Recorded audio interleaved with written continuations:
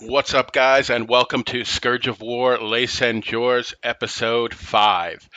We're finally here at the full battle of Les Souffel as the French, and I've been really looking forward to this one for a long time, since Les Jours came out. I've been wanting to do this one.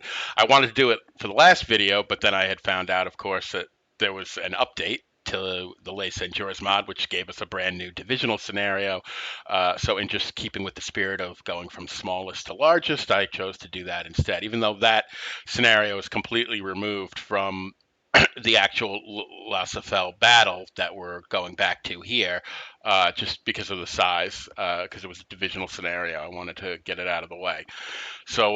Now, here we go with the full battle of Les Safelle. Um, so a couple of things I want to talk about. First, I just want to go over the preliminaries here. I can't really do our normal strategy session that I do at this point just because there's no map. But what I'll do is as soon as we get into the game, I'll bring up the map and talk about kind of what my ideas going into the scenario were. I played the scenario blind. I hadn't played it before. And basically based my strategy off of what I had learned about the battle from the first three scenarios we played: Hessian Fury, Blood Along the Souffel, and the Heroes of Strasbourg, which we covered in episodes 1, 2, and 3. And basically, I kind of use those as kind of pieces of the puzzle to kind of sort of imagine how the whole battle would play out and come together to devise kind of my strategy. So just to get this out of the way, without a doubt, this is the absolute best scenario in the entire Scourge of War Waterloo series. This scenario is an absolute masterpiece in terms of the way it was written. It is art. That's all I can say. It was like super artfully done. Whether that's just lends itself because of the way the battle played out historically, I don't know, but because I don't really know anything about the battle other than what I've learned from playing the game. Before Les Jours came out, I didn't even know about it. I thought everything ended at Waterloo. I didn't even know there were actions after Waterloo. So all I've really learned about this battle, I've learned just from basically playing the Les Jours mod. So yeah, but just playing the scenario blind it required me to bring everything I know about this game to bear. It kept me on my toes basically right up until the end of the scenario. In terms of how it unfolded and just trying to keep my attention in many different places at once really tested my skills. It's an incredibly well written scenario. It's absolutely the best scenario I've ever played for the Scourge of War Waterloo series. It was again written by Mitra David Delangelo, and he has proven, especially in the Les Jours mod, that he really, really has a knack for this sort of thing. In terms of writing scenarios, everyone he's written for Les Jours has been gold, and this is really his crowning achievement. I think was this scenario. Of course, I haven't played the full battle from the Austrian side yet, and that could be even better. I don't know, but right now, this is absolutely hands down the best scenario I've ever played for this game. So the first thing, there are a couple of corrections I got to get out of the way. One, the battle is not 5 hours long; it's 4 hours long. So I'm going to split it up. The YouTube video, I'm going to split up into two-hour segments. We'll do the first 2 hours in this video, and then a couple of days, a week from now, or whatever, I'll upload the second 2 hours. We command the entire Army du Rhin, the 5th Corps, the Army, under General Rapp. The time is 3 p.m., June 28th, 1815. The difficulty is grognards. It's considered to be the most difficult of scenarios. And the situation is, this scenario simulates the full battle of Les Souffel on June 28th, 1815, from the point of view of the French. And the mission is to hold your objectives and avoid the destruction of your army. So again, we have the whole French Army du Rhin available to us under General Rapp. We have 3 divisions: the 15th, the 16th, the 17th, as well as the 7th Division of Cavalry and the two battery artillery reserve. Each division has its own 8-gun artillery battery, and the 7th Cavalry Division has a horse battery. So it's a little bigger than I thought it was going to be, because in the first three scenarios, the first the first one we commanded the 15th Division, uh, the in Blood Along the Souffel. In Heroes of Strasbourg, we commanded the 15th Division, and later on we got the 16th Division. Um, in the last scenario we just played, Bloody Morning, we had the 15th, the 16th, as well as the cavalry, and the not the artillery reserve. But I didn't even know there was a 17th division. So we actually have 3 divisions instead of 2. Um, yeah, that pretty much rounds out our forces here. So let's scroll down a little bit and take a look at the victory conditions here. Okay, so you can see we need 10,000 points for a major victory. So I don't know if that's low, I don't know if that's high, or I mean, I know now, but I didn't know when I first started playing the scenario. So I just kind of said, oh, check out the objectives, and we'll see what's going on here.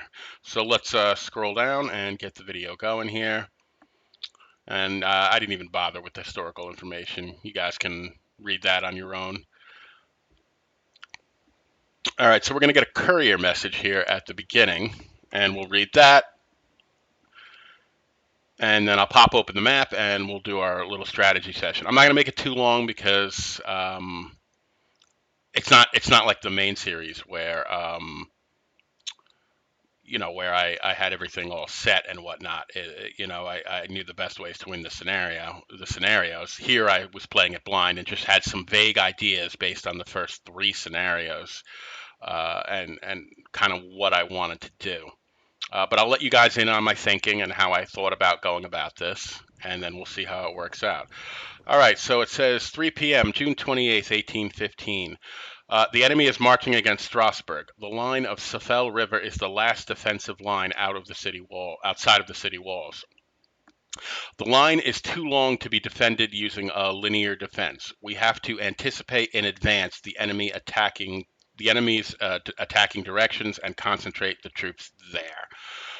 So that is kind of what I did. However, I also believe that a linear defense, in terms of just length of the line, is also a good thing to use in this scenario.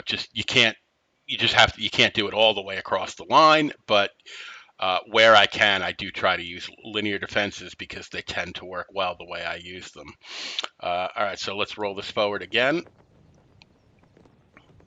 And here I guess I left myself some time to read the message, but I paused the video here. But I'm sure I'll close it in a second. We'll pop open the map and talk about our game plan here.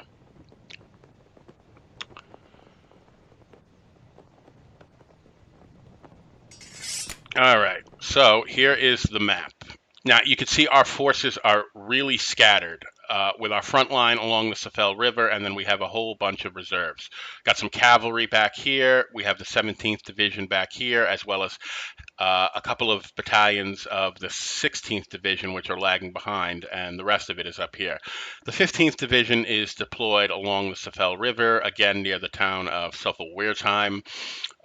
We have Frierion's brigade basically here, and a little bit covering the Stone Bridge, as well as Godin's brigade over on the right here. We have the artillery back on the hill, very similar to what we saw in earlier scenarios. So let's basically talk about how I went into this and how I felt the battle was going to unfold. So we can use episode 1, Hessian Fury, as basically the opening of this battle, with the Hessians advancing down this road towards the towns of Lampertheim and Mundelsheim. So the real monkey wrench in the works here, of course, is we know that the 1st Brigade of that division is made up of insanely good troops, level 8 quality troops, comparable in troop quality to the French Imperial Guard. Just, it doesn't get any better. And troops like that, you cannot fight normally. They break a lot of the rules in the game. in terms of especially how combat works. You can't melee them. You can't use infantry in hand-to-hand combat against them. You'll just lose. Um, Nor can you give them a chance to close with you and engage in hand-to-hand combat. Again, you'll just lose. So what you have to do with really high quality troops like that, like these Hessian battalions, and there are 4 of them that are level 8, and they're leading the way. Um, the only real way I've ever found to deal with troops with troop qualities that high is to use cavalry and force them into square, so they simply have to form square and they can't close with you.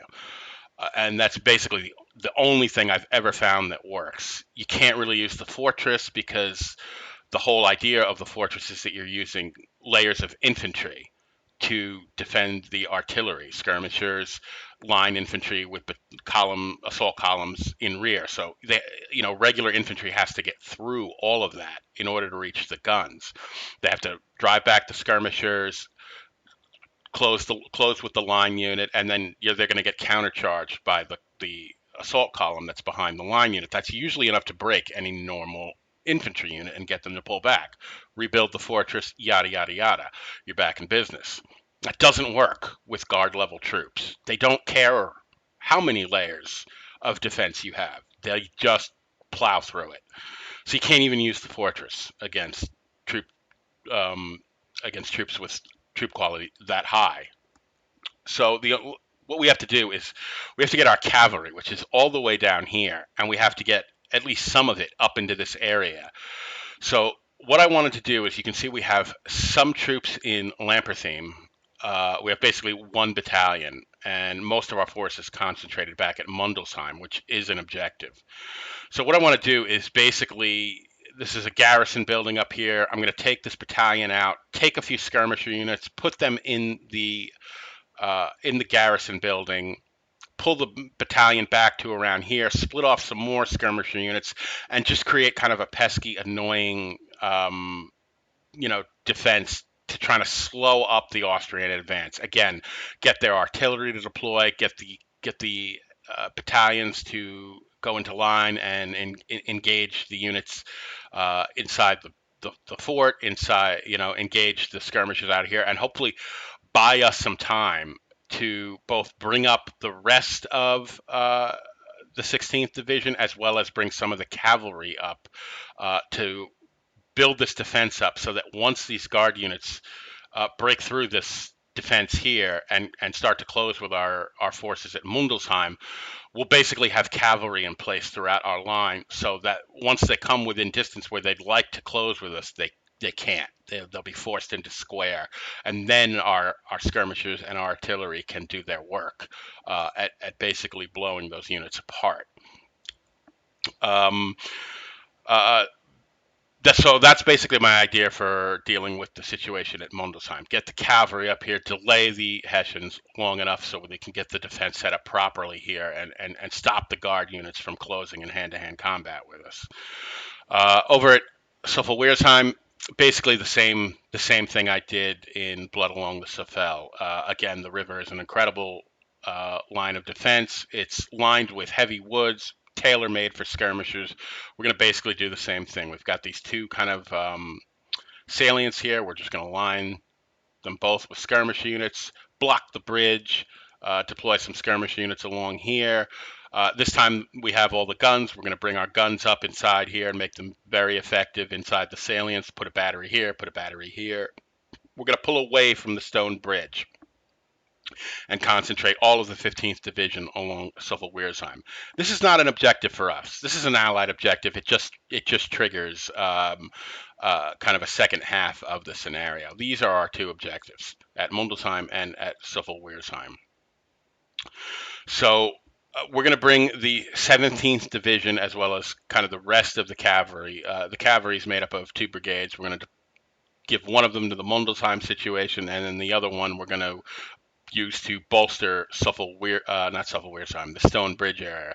We're going to let them take the Stone Bridge, just because we don't want to get, especially with artillery and cavalry, we don't want to get stuck fighting along a river where we can't use our cavalry if we need to. So we're going to back up a little bit, to some high ground here and let them come across the river, and we're going to set up the fortress with cavalry, some horsey forts, and kind of just let them kind of come headlong against it. And that was pretty much my plan. That was just basically based on the three scenarios we played so far. In Hessian Fury, we know the Austrians are coming for Lampertheim and Mundelsheim. In Blood Along the Souffel, we know the Austrians are coming down from Reichstadt to take Souffel-Wiersheim. And in Heroes of Strasbourg, we know that they're coming from this town down the road here across the stone bridge. So I basically built up my defense on those three premises.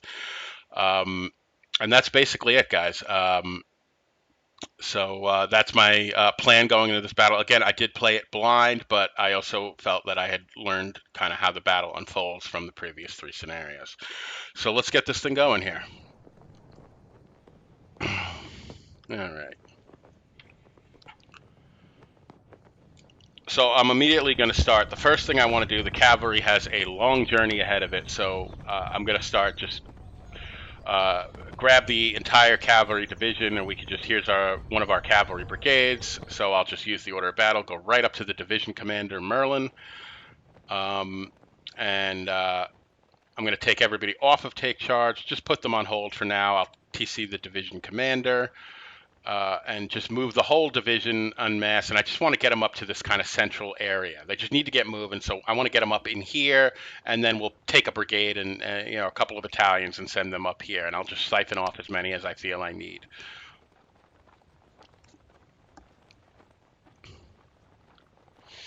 So yes, the cavalry division commander is kind of somewhere else. He's not really with his cavalry, but it doesn't matter. The rest of the cavalry will begin moving. And you can see I'm just checking the command map to see how they're positioned and where they're going to be. And once I'm happy with that, I will click on road movement and have the cavalry move along the roads.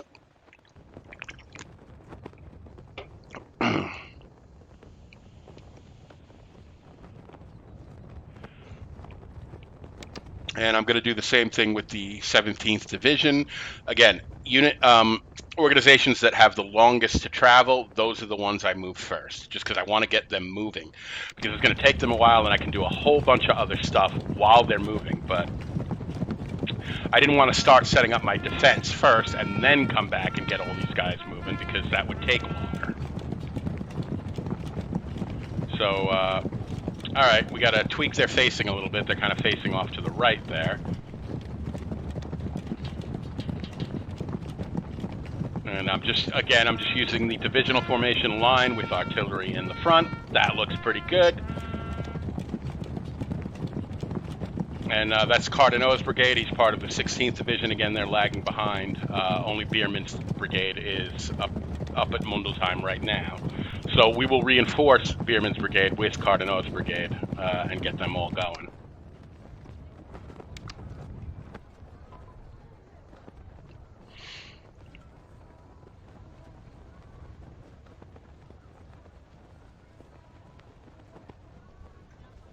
So I'm just going to start moving these two battalions that are lagging behind here. I'm going to move them up to Mundelsheim. I'm going to TC them. I just want to get them up there. They got a long way to go up the road.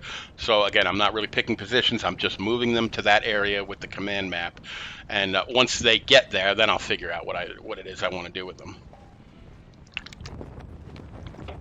But as you can see, I'm really not keeping anything in reserve. I want to make my stand along the Souffel River and bring all my forces up there.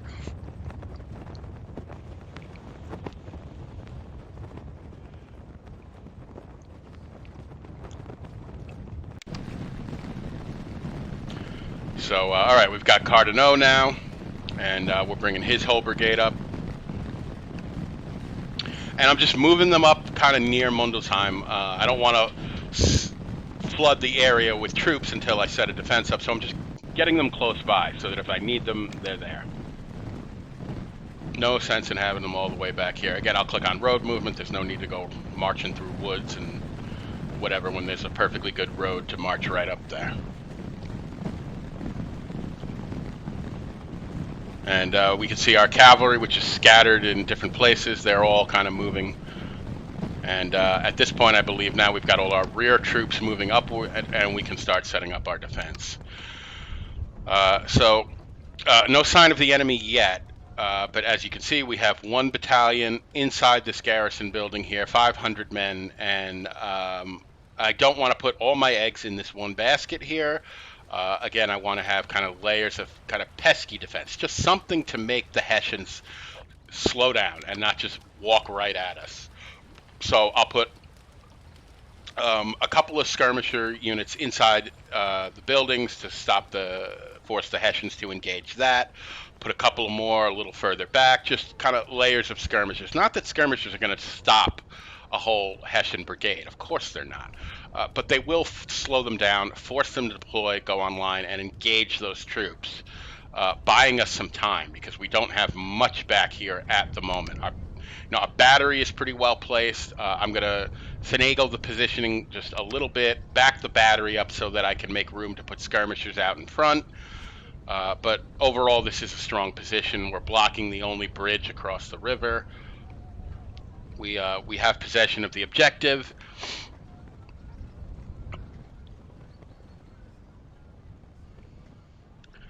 And I'm just going to slowly start making our defense happen here. So again, I'm going to back the guns up a little bit. They'll still be in canister range of anything that kind of comes across the river, but this will give us some room to deploy skirmishers in front of the guns and screen them, as well as skirmishers in front of the line units. We're bringing up a couple of more battalions to put in column by division behind the line units and establish the fortress. And we have one battalion forward that will buy us the time we need.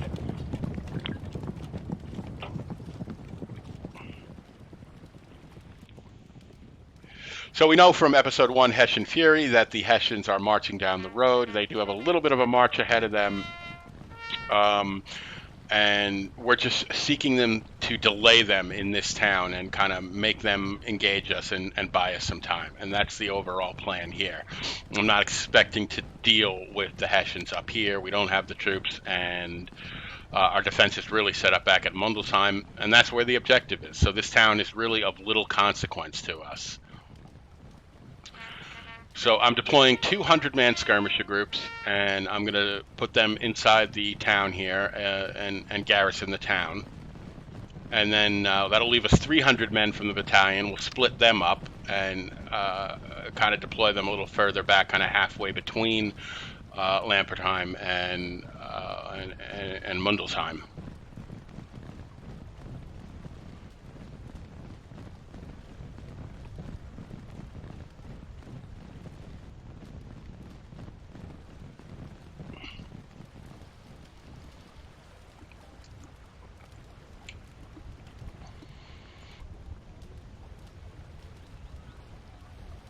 And there is a bit of a build-up in this scenario. There's some operational movement at the beginning. It's not just blood and guts right out of the gate. There's some planning involved. You don't actually sight the enemy for a little while. And again, most of my planning is just based off the first 3 scenarios that we played, that I felt kind of, if you put them together, kind of tell the story of how the Battle of La Souffel occurred.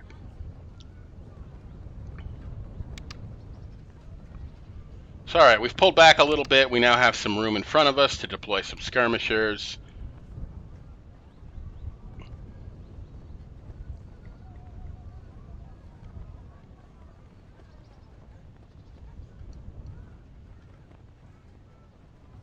And no doubt I'm just thinking about what I want to do here. There will be moments where I kind of just pause and look around and think about what it is I want to do. So here you can see, by the way, in the, I neglected to mention it, but in the 1.1 revision, as you can see, the maps were redone and they look just 1,000 times better than they did before. They're much more detailed.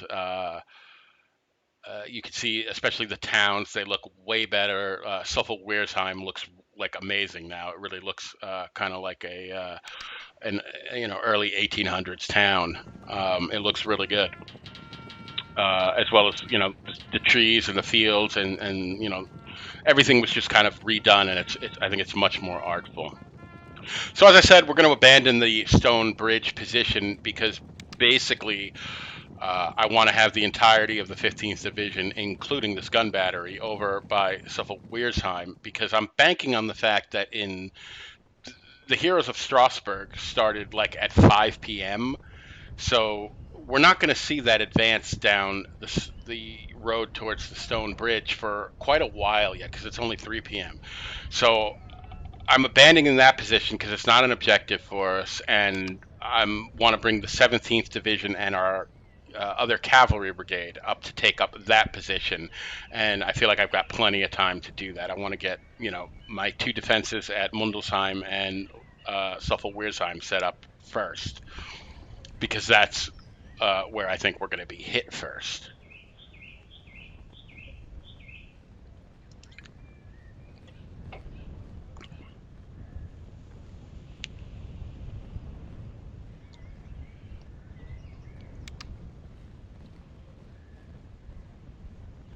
So over here again, this is going to be very similar to what you saw me do in the in the Blood Along the Souffel scenario, in terms of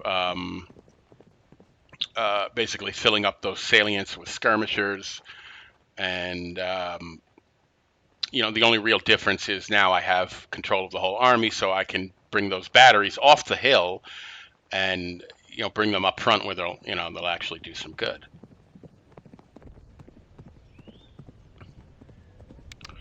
So again, we're going to devote Frierion's brigade to the left salient, and we'll use Gudin's brigade for the right salient, as well as putting up some defense along this stone bridge road right here. Just because, it's the way to the rear, no matter what, I can't leave it completely undefended. You come across this bridge and you're in our rear. It's that simple. So I have to kind of guard it somewhat.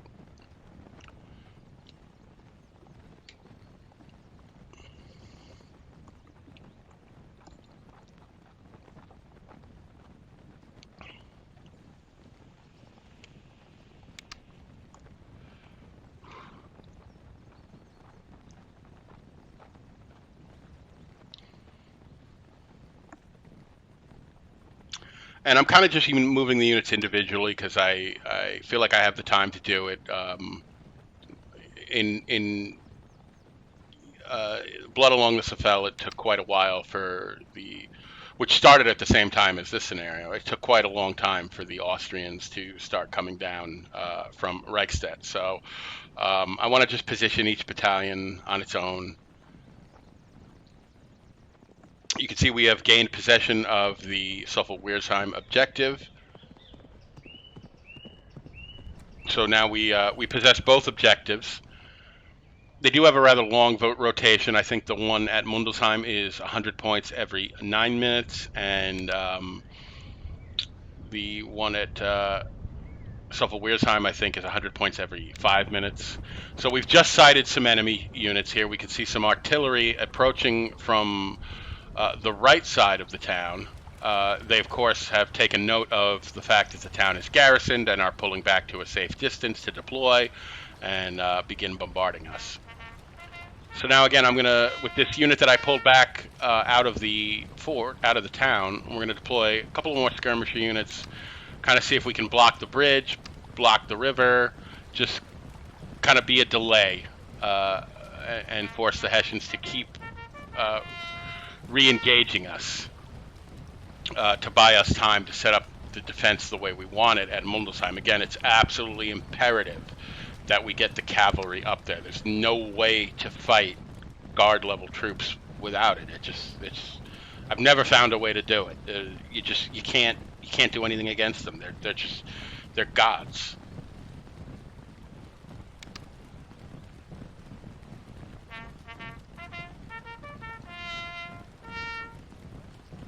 The threat of the charge is just always there. So you can't even try and say, well, let me just try and shoot it out with them and I'll just bring more muskets to bear. Yeah, it's great. What if they decide to charge and you have no way to stop them? Then it's your shooting match is over. You can't stop level 8 units without cavalry.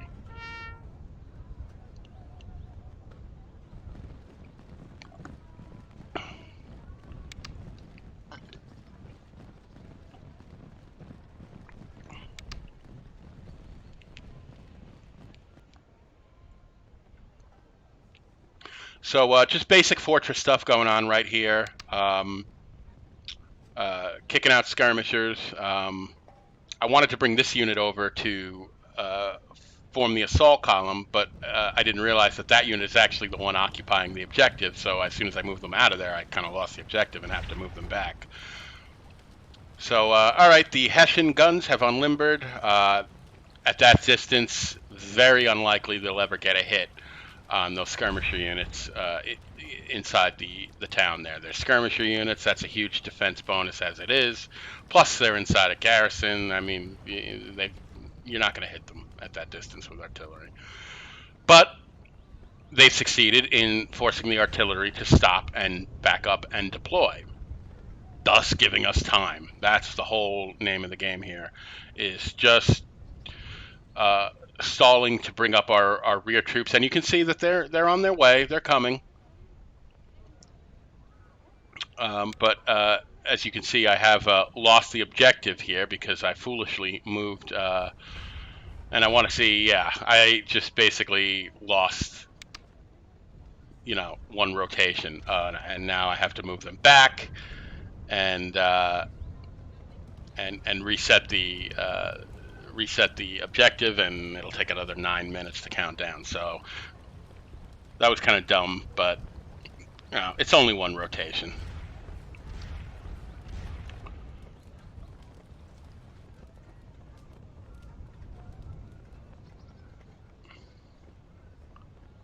Like I said, this was kind of a first playthrough of this scenario, so I am sort of winging it. Usually I know better than to take units off an objective. That was kind of dumb, but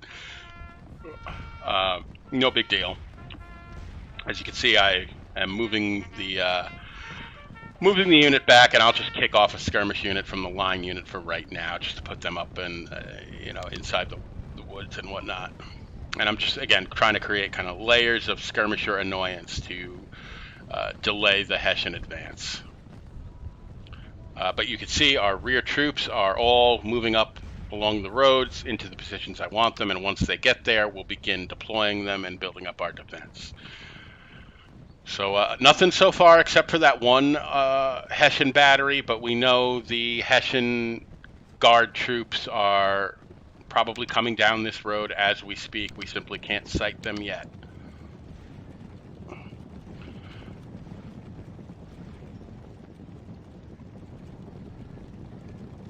So we have Souffel, Wiersheim all locked up and are occupying the objective. I've devoted that one battalion to basically man the objective. And we will bring this battalion forward, split it up into skirmishers, and begin filling out the salient. We'll bring the gun battery up. Now that we have control of our artillery batteries, we can fully exploit the power of these salients and basically give our guns a great target, great field of fire. And of course we can grab one of the batteries now that we're locked in the blood along the Souffel scenario, but not here. We have them. We're going to bring them up into the salient where they will do the most damage and be the most effective.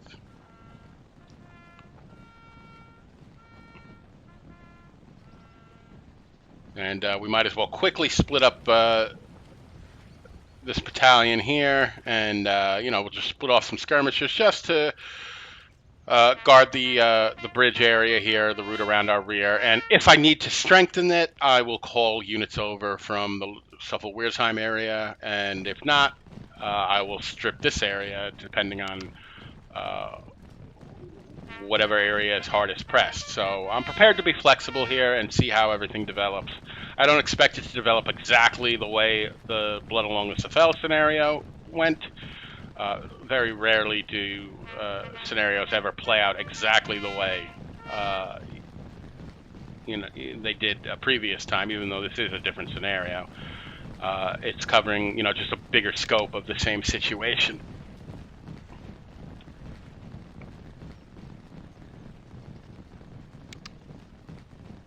All right, so that'll do temporarily just until we see how things develop. We've got some skirmishers out and just move the line unit kind of right up behind them. So, all right, let's start splitting these units up. Get the skirmishers out and into their positions along the riverbank.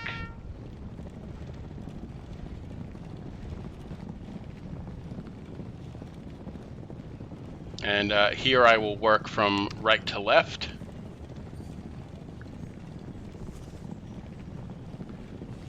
And as always with the Grog toolbar, just let the skirmishers start moving on their own before you TC them so that the toolbar does the magic flip like it just did. So we're able to recall and cycle, tired skirmishers in and out, as they run out of ammo, as their fatigue, falls below the happy spots we like them in. We can recall them and just kick out new ones from more rear units and keep cycling fresh units into the fray.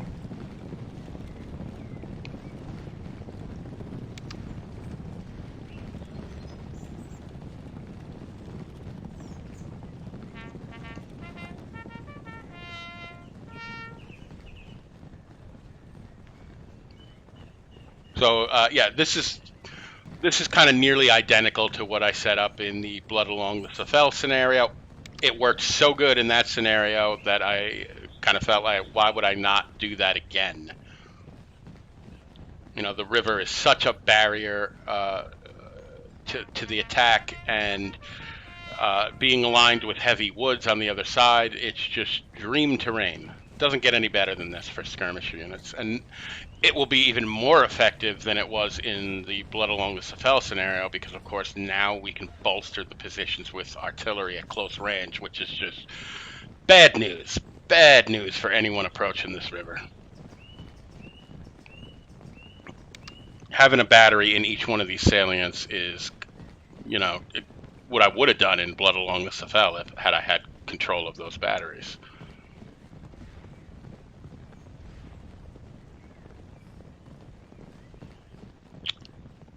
So you can see the leading elements of our cavalry are starting to move forward. Our gun battery is in position, our horse battery.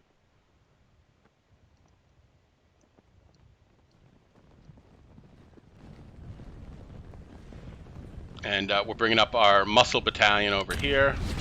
So, all right, now we can see we have run into the Hessians, and they've deployed some skirmishers to deal with the 2 French battalions I have. It looks like we just came over here at the opening of this engagement. Only a couple of shots fired so far. We haven't been hit yet. We have dropped 4 Hessians. We can see some of the Hessian line battalions approaching the town. And this is what we want. We want them to stop and engage this town and basically stall for time here. Stall for time while we build up the defense at Mundelsheim.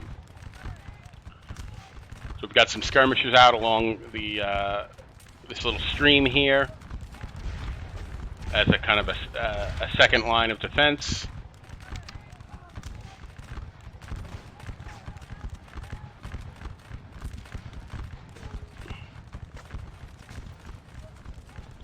And you can see some of our reinforcements are arriving. We will begin to be able to build up this position, get the fortress going, and buy us the time necessary to get the cavalry up here and get them integrated into this line, so that once those level 8 guard Hessian units arrive, our cavalry will be in place to force them into square, so they can't just give us the bayonet and run us off like I'm sure they would like to.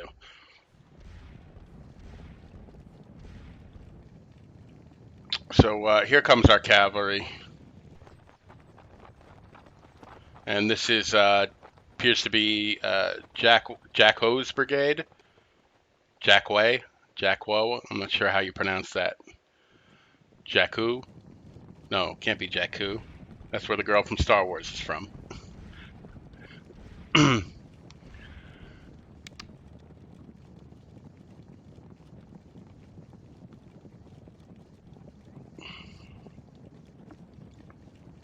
All right, so we can see the Hessians are tangling with our 2 units in the town. You can see we've got them pretty much all engaged. Those look like all of the units of the 1st Brigade, which we know were 5 battalions. 4 of them are the level 8 troops. One of them, I think, was 6 regular or maybe 5 seasoned. But we have them all tangled up over here, dealing with our skirmishers in the town here. This is exactly what we want. Stall for time. As you can see, more of our troops are filing into the Mundelsheim area. We're building up our defense. And so far, everything is happening kind of exactly as I want. Our skirmishers are doing well. Some of them haven't been hit. We've inflicted 18 losses and only taken 2 with one of our other battalion, or one of our other skirmish units. So we're doing good. We're holding out so far. Again, this is not going to hold forever, but we're just here to stall, here to buy time. And meanwhile, while that's going on, we'll continue to fill out our defense of these salients, get this all set up.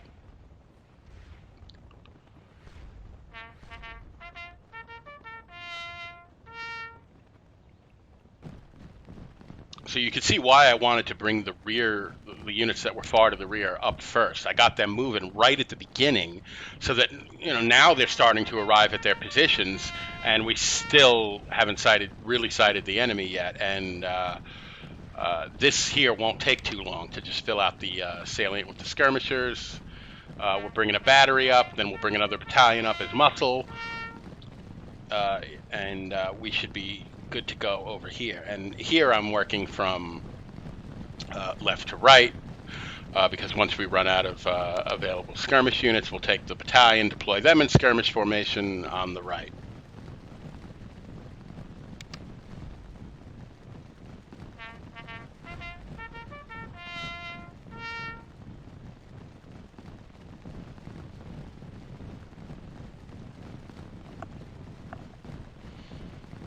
And again, guys, I'm splitting this video up into 2 parts. Each one will be 2 hours long.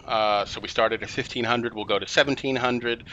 And the second video will go from 1700 to the end.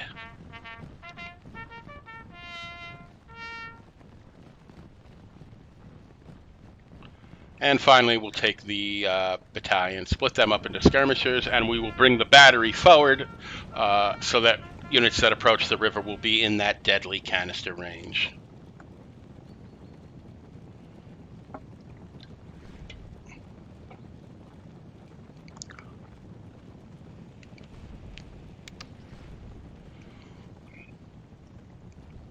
So yeah, again, almost nearly identical to what we did in Blood Along the Souffel. I really liked the way that defense worked out in that scenario, so I see no reason to deviate from it. It worked well there, and I expect it to work even better here because we're making it even deadlier than we could make it in Blood Along the Souffel due to the fact that we've placed a heavy gun battery in each salient.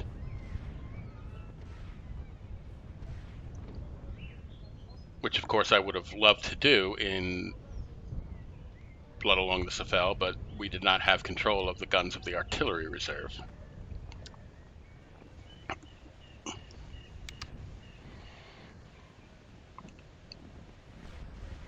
And we will keep a couple of units here in reserve just in case we need to reinforce kind of areas that get pressed and whatnot.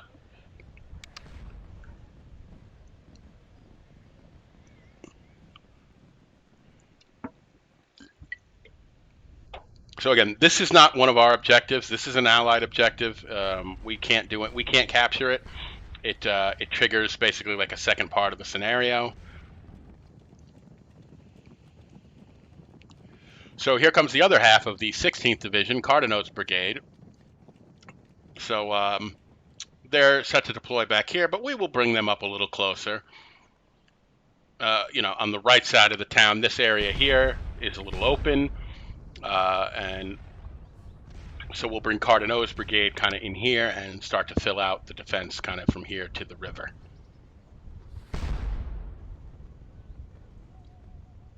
Because we have to also anticipate that the Hessians are not dumb enough to just walk right down the road, right up to an artillery battery and get blasted, with close-range canister. Even though that's exactly what we did in Episode 1, Hessian Fury. to prevent that from happening here, we're of course going to insert cavalry squadrons at various places throughout the line to stop that from happening. So, all right, our skirmisher units are still doing excellent. They're inflicting way more casualties than they're taking, and they're really doing a great job of tying up the Hessian 1st Brigade here. Kind of exactly what I wanted to happen here. Buying us all the time we need to get this defense going. So again, from the rear unit, we'll split out some skirmishers, screen the battery so that our guns can't take casualties. Again, as I've said before, skirmishers, like the Starship Enterprise, putting up its shields. And that's basically what we're doing here, is putting up our shields.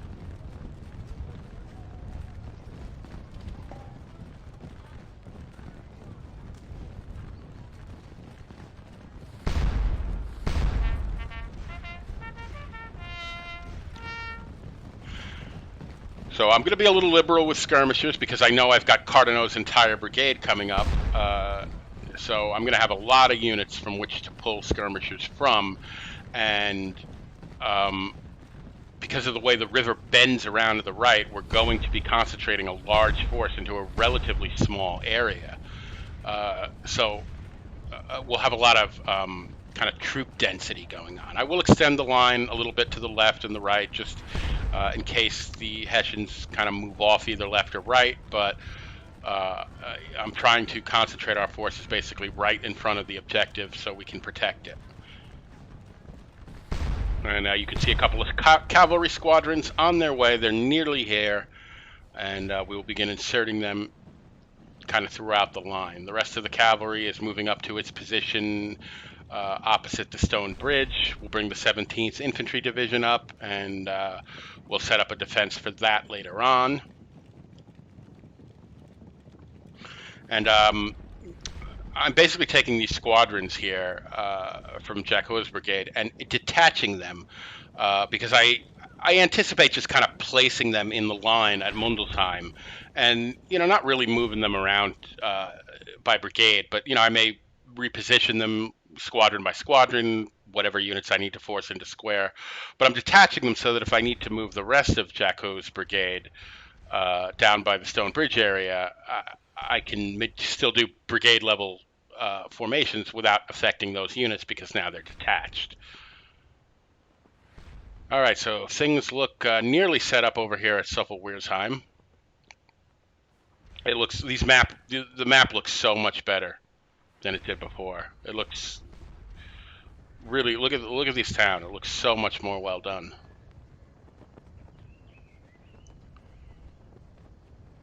Like they really tricked this map out. It really looks really good now.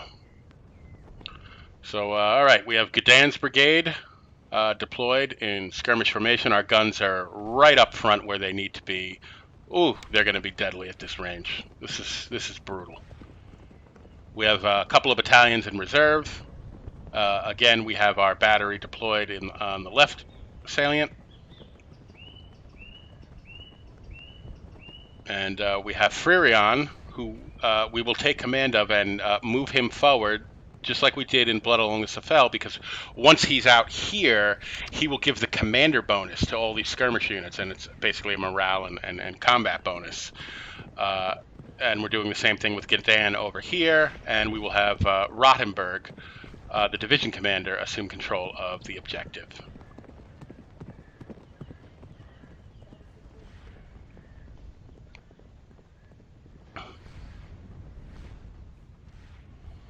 And I'm going to take this other battery that's on the hill and just place them over here for now, just in case this area gets more heavily pressed than I'm expecting it to be based on my playthrough of Blood Along the Souffel. If something more powerful comes down this road, I have some artillery. I can shift quickly over here if I need to. So I'm just putting them right here, kind of just in preparation if that happens. Just trying to stay flexible. Because I don't expect things to develop exactly as they did in the previous scenarios. So let's quickly check things at Lampertheim here. All right, we still are still are in the town. We are still tangling with the Hessian Brigade. Still doing well, not really taking losses. A couple. We took 24 losses, but we've inflicted 91. But you can see their morale is starting to drop. Their fatigue is starting to drop. You know, they're not going to hold out for too much longer. You know, they're surrounded on all sides. You know, that's how you shoot people out of enemy units out of a fort. They're going to get run out of there. It's inevitable. But the most important thing is that they are buying us time. And you can see our battery back at Mundelsheim has opened up. We've got a couple of 100 points from this objective already. And here is Bierman, our brigade commander. Just going to move him out a little bit just so he's not tangled up with a line unit and I kind of know where he is. Because we have the division commander Albert kind of right there to occupy the objective, I can move Bierman up and give some troops the commander bonus. And here comes Cardinal's brigade as well as some of our cavalry squadrons. And we will start kind of placing them throughout the line, behind, basically right up front, but behind skirmisher units. The skirmisher units screen the cavalry, so the cavalry doesn't take losses, but the cavalry is up front close enough so that they can force those guard-level troops into square and stop them from closing with us with the bayonet, which is what ultimately what we want to avoid here is dealing with that, because other than cavalry, there's no way to stop them. As I said in the last video, they are gods incarnate.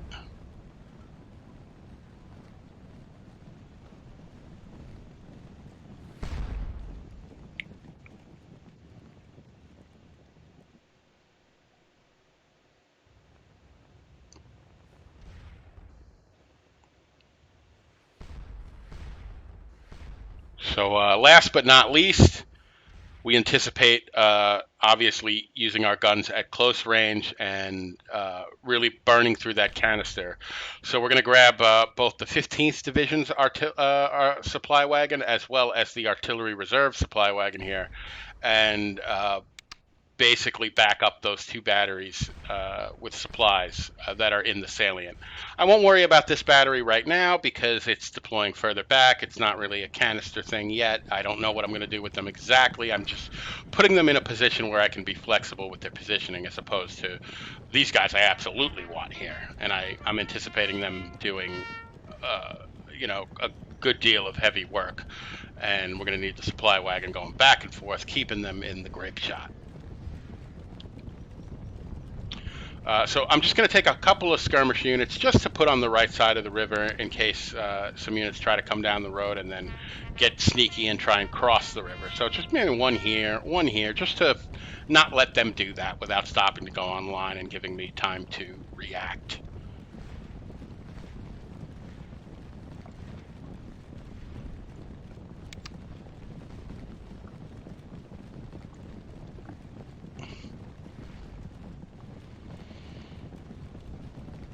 So yeah, you guys can already see how this is playing out, that we have already, you know, two areas that we know are going to be hot spots, and they're kind of widely separated. So this is a big scenario. There is a lot to watch.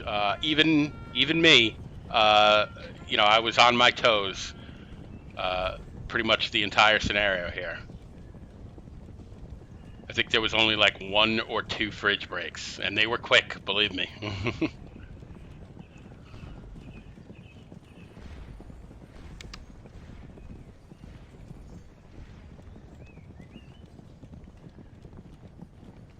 And I'm just going to split off a couple of skirmish units and just kind of line these two sides of the this peninsula here, just in case units move in. I have some skirmish units on either side of them to shoot them. If I need to, I can split off more and block off this area. But I just want to quickly get a couple out there, just so I have a kind of continuous line of skirmishes along this riverbank here. And you notice I'm really not paying too much attention to what's going on at Mundelsheim. Those skirmishers in the fort, they will hold for as long as they hold. You know, I'm committed to the fact that I want them to stay there as long as possible. Once they get run out, they get run out, and then I'll deal with it. while they're in here, you can see their morale is dropping, their fatigue is dropping. They're going to get run out soon. But, we're bringing Cardenau's brigade is basically fully up now. We can begin filling out this area here from kind of here to the river. Deploy some line units, get some skirmishers out front here, build up the rest of this defense. Because the guns are concentrated here, not here, we can bring some cavalry up in here. We know that the Hessian division also has a second brigade that comes a little later on, so we don't know where they'll be approaching from. In Hessian theory, they just kind of show up at the end and kind of park themselves by Mundelsheim, but we really don't know how they're scripted to work in this scenario. So if I need to, I can defend up into the river. If I get flanked, I can deploy skirmishers all the way south along the riverbank and kind of encircle myself to protect myself. Kind of down along this area here. Whatever I need to do. I'm pretty sure I'm only dealing with one Hessian division. It's going to be 2 brigades. It's not like an entire army is coming at me. So they're only going to be able to effectively attack me at a couple of different points and not spread themselves thin. So, I am concentrating my force in anticipation of the fact that I'm, facing what amounts to 2 brigades and some artillery. That's what I expect to be facing.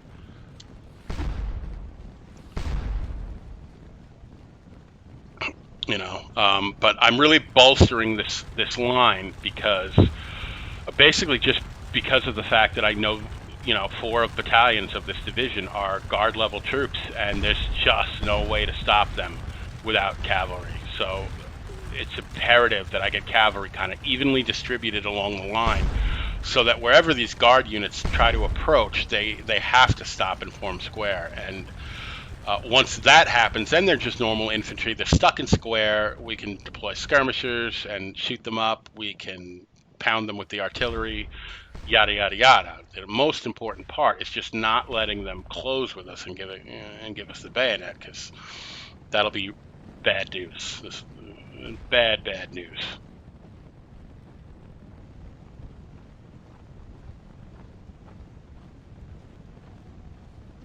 They'll just roll through us like a juggernaut.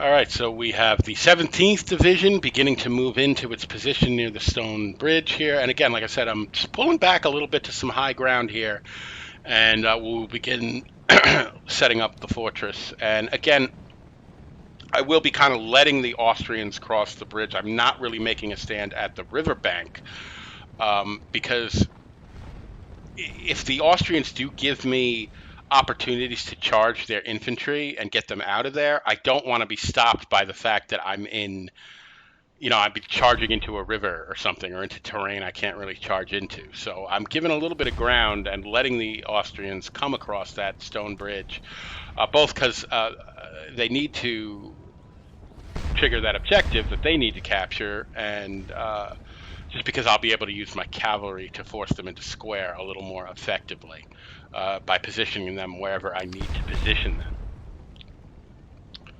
So, all right, here comes some of our cavalry, and again, I'm moving them to the front. I'm going to move the line infantry just a little bit back just to give the cavalry room, right up to the front, right behind the skirmishers. So, by the time the infantry gets within here, can go no further, cavalry forced into square, and that is the general idea behind this defense. Cavalry is absolutely essential when you're facing troops with, level 8 troop quality. Even level 7 troop quality, really, I would try and do something similar.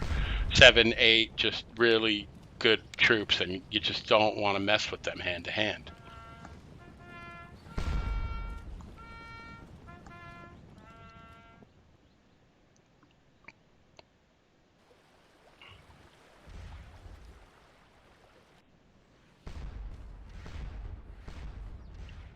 So again, just I'm bouncing back and forth here between Mundelsheim and Souffel, just to keep an eye on things, make sure everything is set up the way I want it. I don't think we need to have that skirmish unit kind of quite that far down. I'll know before then if the enemy units are trying to flank me, so I'm just going to inch them up a little bit. Still no sign of the enemy, but my setup is pretty much complete here. It extends pretty well to the left. My left flank is, kind of in the air, but it's far enough to the left that I'll have ample time to react if the Austrians try and move off to their right and flank my left and come between the 17th and 15th divisions.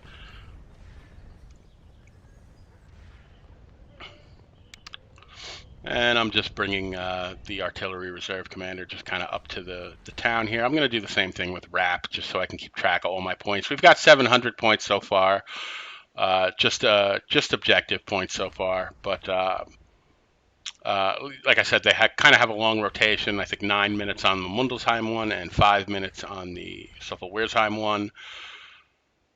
So at first here we're gaining points a little slow, but once action commences and I really start to, I've got 3 batteries positioned to basically be grape shot, giant artillery shotguns, and I'm counting on them to really also earn us a lot of points, just through the sheer amount of casualties that you can inflict with grape shots. So in addition to the objective, I'm kind of counting on that. I mean, that's kind of what I always base my defenses around is artillery and luring the enemy into canister range. It's tried and true. I've been doing it for years. It always works. As they say, if it ain't broke, don't fix it.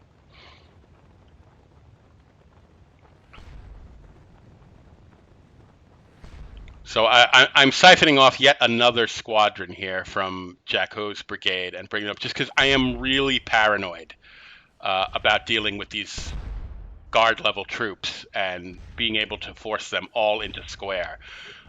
So I'm a glutton for cavalry. I just want to be able to stop them cold. I don't want any of them to break through and be able to close with any of my units and bayonet them, or God forbid they close with the guns. That would be the end of this position, if I lost my artillery. So I'm being a little paranoid. In hindsight, it's a little paranoid. I didn't think it was when I was playing because I hadn't played the scenario before. So I thought I was just really being well prepared to deal with these guard level troops. And I'm just kicking off a lot of skirmishers. You can see the Hessian battery has actually moved within range to clip my battalion here with canister fire.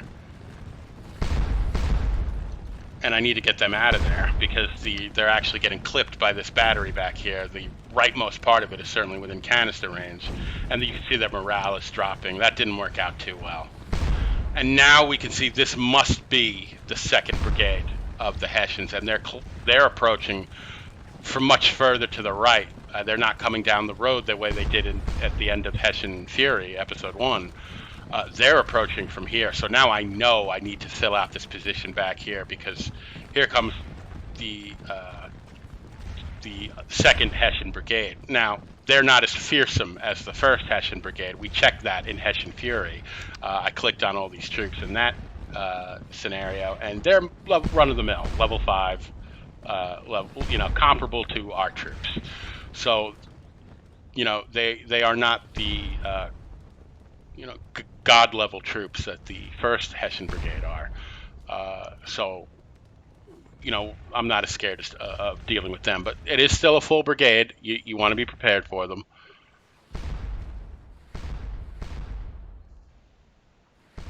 But, yeah, even me, there aren't too many scenarios in Scourge of War, Waterloo in general, where you actually have to defend against guard-level troops. There's only a couple, the Allied Waterloo scenario, the Prussian Ligny scenario. So there aren't too many scenarios where you actually have to deal with troop qualities of that high. So it still intimidates me a little. I still overdo it a little bit when it comes to trying to defend against them, because I know if they do break through, there's absolutely no stopping them. they'll just roll through this whole position like a juggernaut.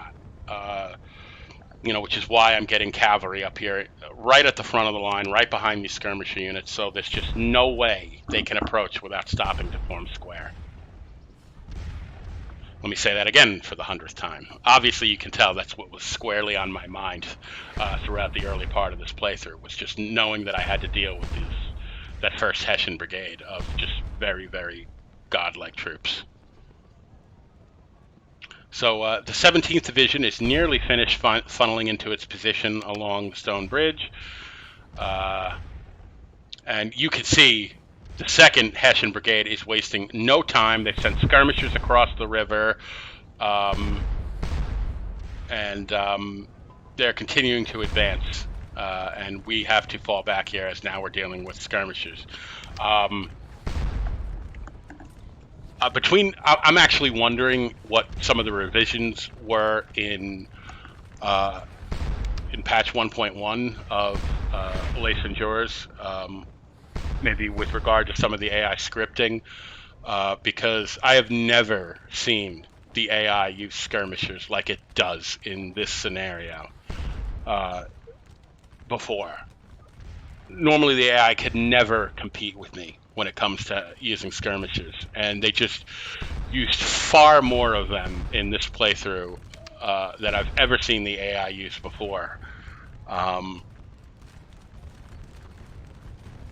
So there may have been some AI tweaks I don't know about. I didn't really go and look over what some of the changes were in 1.1, but this is certainly the scenario the AI used some of the most effective tactics I've ever seen it use. And like I said, it really kept me on my toes.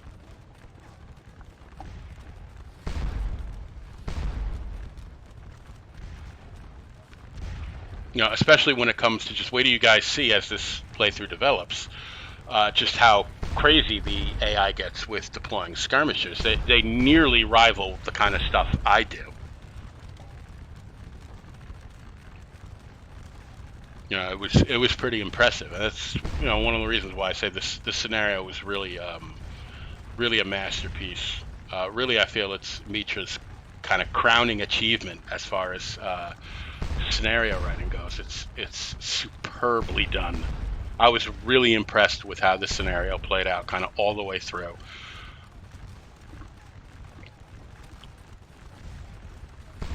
And even more excited to try the Austrian version next and see how that goes.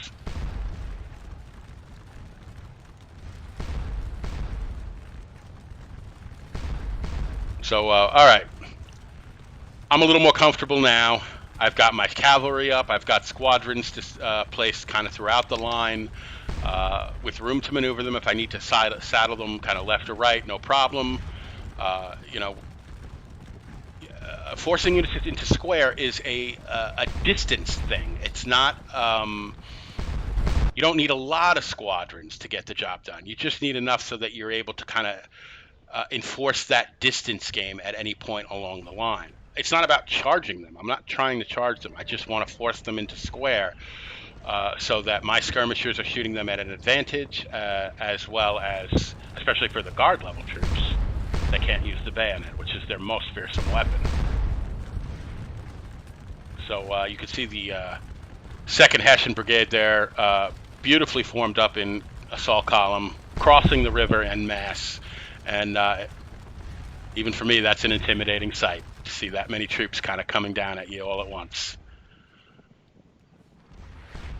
You guys wonder why I've been playing this game for as long as I have, and why I really always come back to it, and why I say it's my favorite war game of all time. It's scenarios like this that are the reason.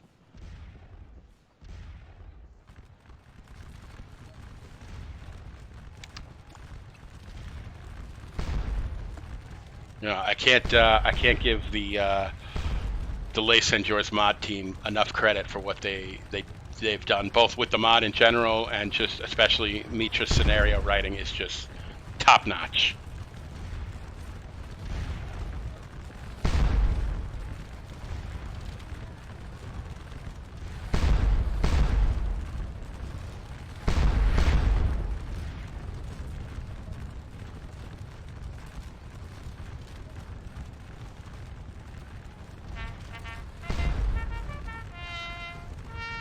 So again, I'm putting more skirmishers out there, just kind of trying to make the line a little dense.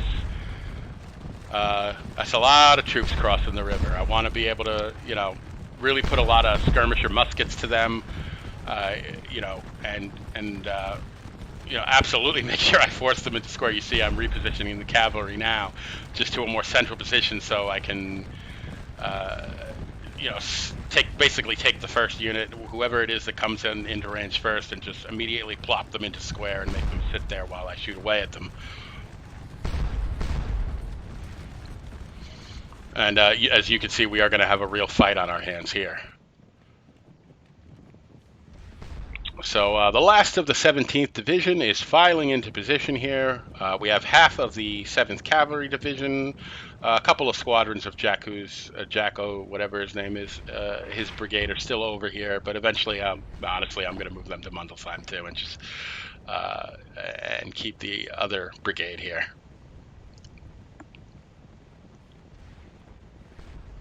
As you can see, I'm again, this is just paranoia with regards to those Hessian guard level troops. Bringing more cavalry squadrons. So many troops are coming down from Mundelsheim now. It's just like I just can't. I feel like I can't get enough cavalry. And there's really nothing here at the moment. So I can always strip cavalry away from Mundelsheim once that situation is under control if I need to, and bring them back here. And kind of do the back and forth cavalry dance if I need to. But you can see these Hessians are continuing to stream across the Souffel River here, and are heading right for me. And I'm going to move the cavalry back now because they seem to be heading right for me.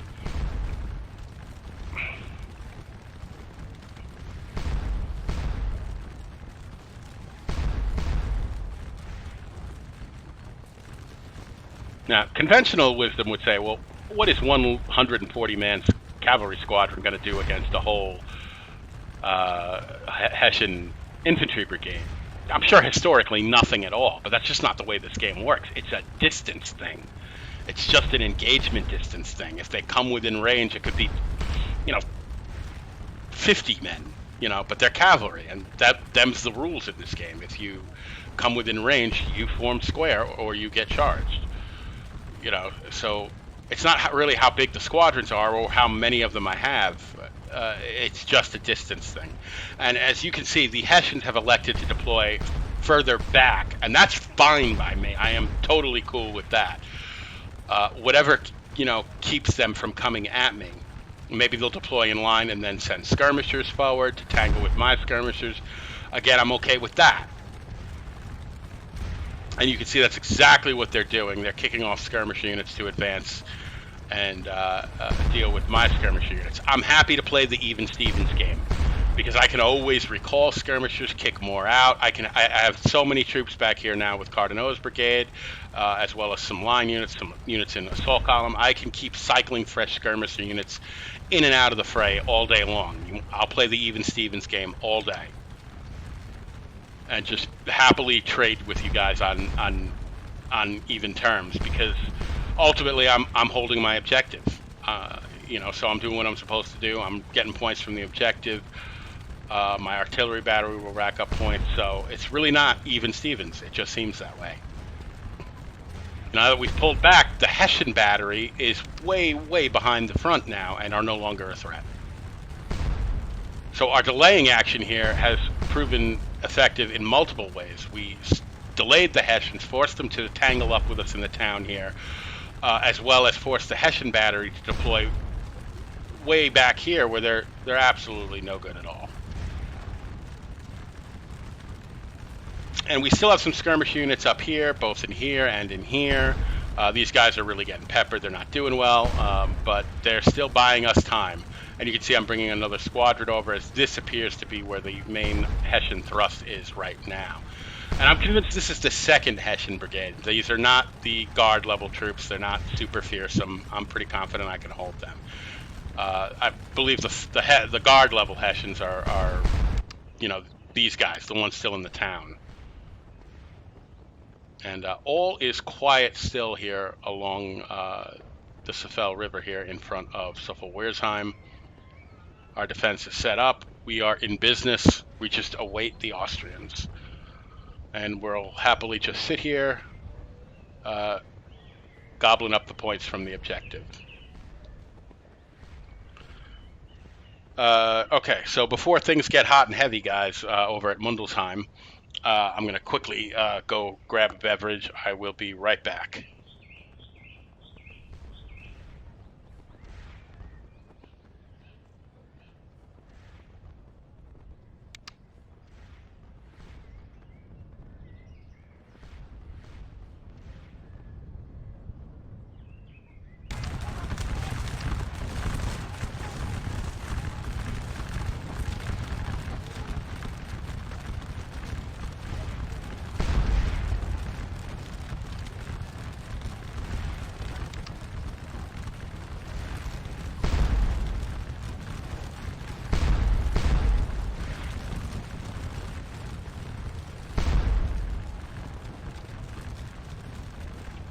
All right, guys, I am back.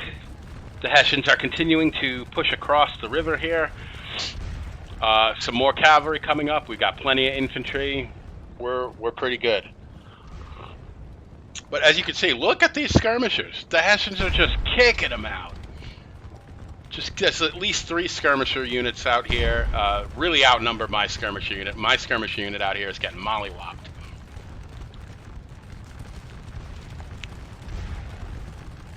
Yeah, they're getting creamed. But again, they're buying us time. It's all about time. But being that I'm noticing that the Hessians are indeed kicking out a lot more skirmishers than I expect the AI to do normally, I'm going to begin thickening up my skirmisher line even more and just getting more muskets on the firing line, because I'm not used to seeing that with the AI.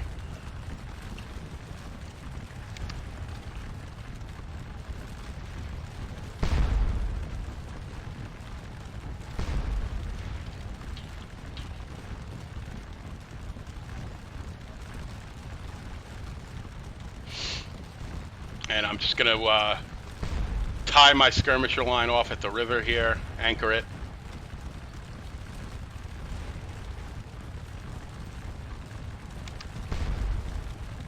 But I'm pretty comfortable now. I think our position is good. The Hessians are kind of coming right at us.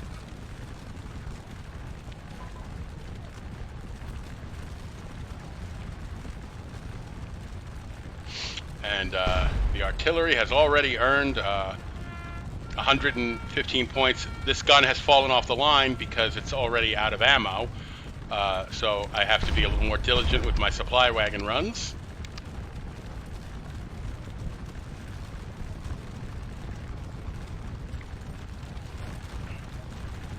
And the Hessians continue to move into this peninsula salient here and are continuing to spread out.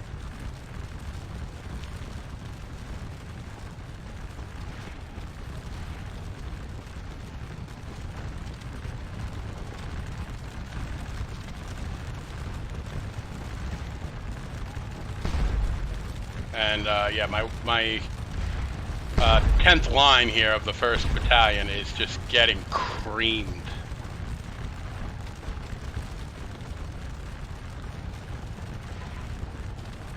Absolutely mollywopped.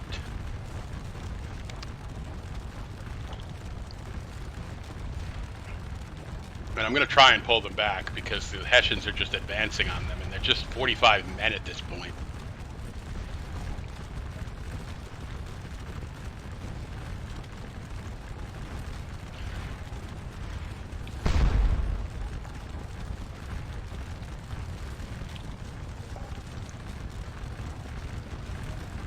And more cavalry moving into position.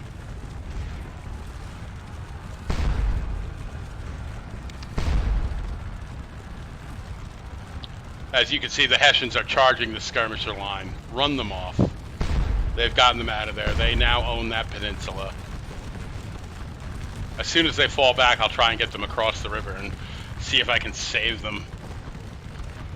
But there's really no further point in really trying to offer much resistance on this line here. in the middle. The Hessians now control this whole position. But we delayed them nearly an hour. They have not even reached our main line yet.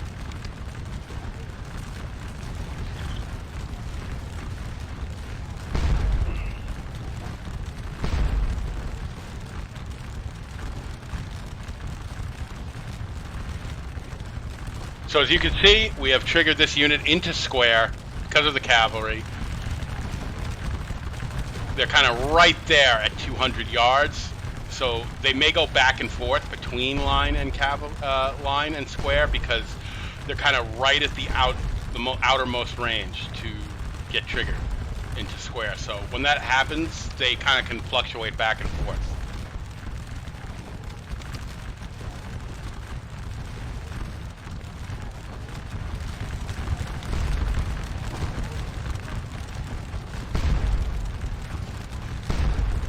And all right, our skirmishers have now opened up, and they are firing at line infantry, so they should do pretty good. And as you can see, right on cue, we have triggered this huge battalion into square. They can no longer advance, and they are now easy pickings for the skirmishers. Meanwhile, the cavalry is safely hidden behind the skirmisher unit.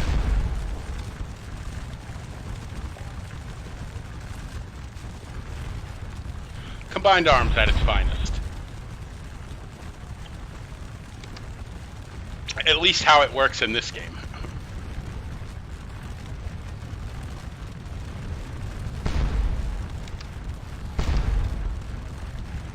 Okay, this gun really needs to like resupply.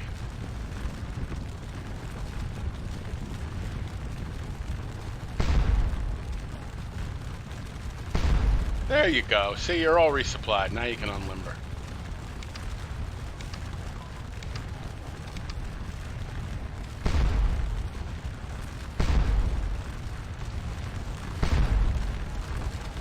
And this is kind of exactly what I want over here.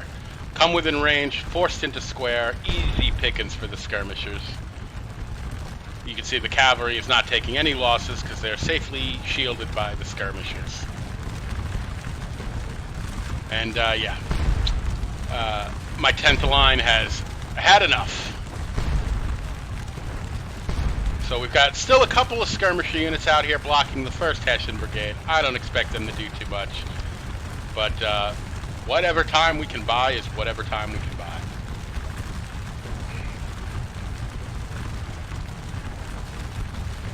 As you can see, we're vastly outnumbered. The Hessians are freely kicking out superior numbers of skirmishers, and there's really nothing I can do about it. I'm just delaying them as much as I can.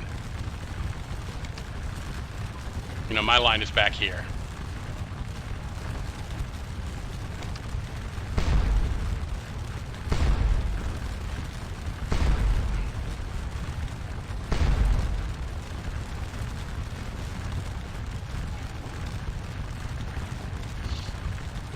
But as you can see, they've kind of stalled a little bit in the center here because any closer and they have to form square. But at this distance, my skirmishers have the advantage. So it's a kind of a tricky distance management game that I'm forcing the Hessians into playing with me. You know, you can stand and shoot it out with me, but you're at a distance where you're not going to accomplish too much. But if you try to come closer, you're going to get forced into square. Alright, so these guys are not routed, but they're useless. They're down to 43 men. I'm just going to see if I can back them up and get them out of there. Just, you know, let them recover. Maybe I can pull some of these skirmisher units back and rebuild the unit a little bit. Maybe they'll be valuable for kicking out skirmisher units later on after they've all rested.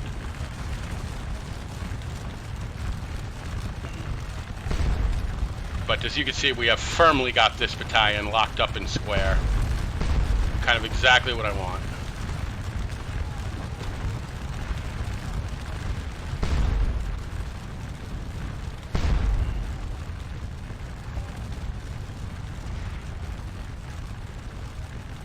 And all right, everything is still clear at Souffel Weir's time.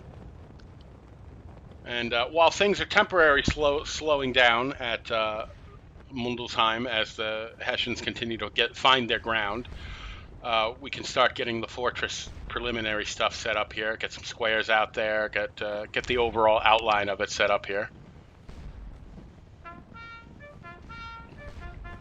Now I realize I want this to be my left, so really what I want to do is use Estev's brigade to form this part of the fortress, and then kind of move my position further to the right and sort of maybe link up with the position at Souffel. It's really far away, but maybe I can, close the gap with some cavalry or whatever. We'll see how it lines up when I'm all done with it. But I'm going to use Estev's brigade here instead and move my other brigade further right.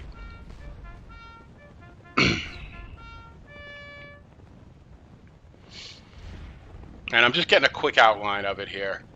I'm not, I still feel like I got at least an hour before I start seeing some Austrian advance down this road.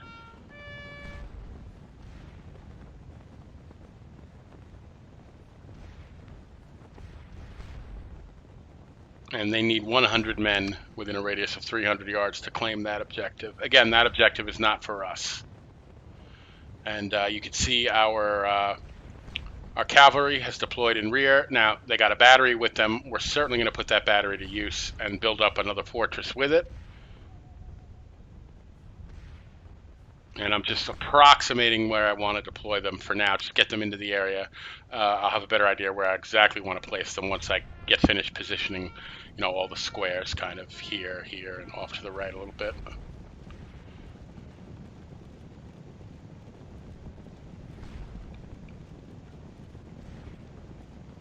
And we have Gravel, which is our other cavalry brigade, and that brigade we're going to keep over here because we know the Austrians, we know from the Heroes of Strasbourg that the Austrian advance down this road is accompanied by a good deal of cavalry, much more cavalry than I actually have, but we're not aiming to fight their cavalry, we're just aiming to stop them in their tracks, and our cavalry is just there to force their infantry into square.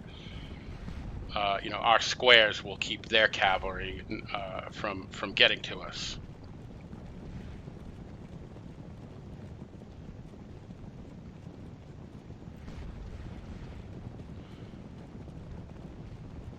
So I don't want to spend too much time here because I do need to bounce back to Mundelsheim and see how the Hessian deployment is going and see how their advance is proceeding.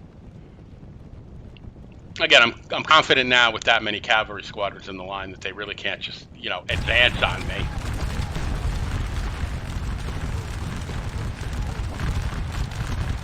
So they're actually pulling back a little bit now. And this is perfect. This is what we want. They're in a tricky situation here. Come forward and have to form square. Don't come forward and you really can't do anything. So they're starting to send out some skirmishers now to advance on our position. And like I said, I'll play the even Stevens game all day long because I can just keep cycling in fresh skirmishing units in and out of the fray. No problem. But again, I never like to go tit for tat, so I'm going to keep thickening up this skirmisher line so that I outgun the Hessian skirmishers. And the Hessians are going to have to figure out what they want to do here. Whether they want to try and come forward, shoot it out from here, just use skirmishers.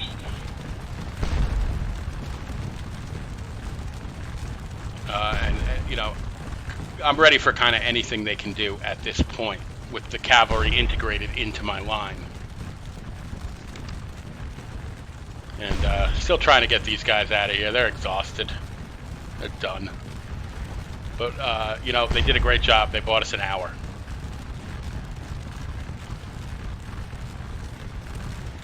So the Hessians appear to still be on the move, coming forward. Can't make up their mind what they want to do with their skirmishers. They don't want to get too close because the guns are over there, and the guns will really start to, like I've said before, even though canister doesn't have the same effect on skirmishers as it does on like lines or columns or squares, it's still a guaranteed hit every time. And there's 8 guns out there, just letting rip, and they're fresh. they're in good shape.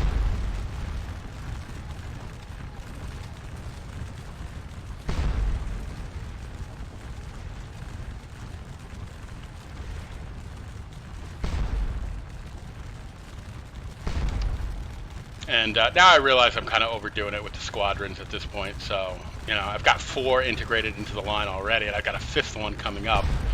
So I'm just going to pull them back and just keep them in reserve for now.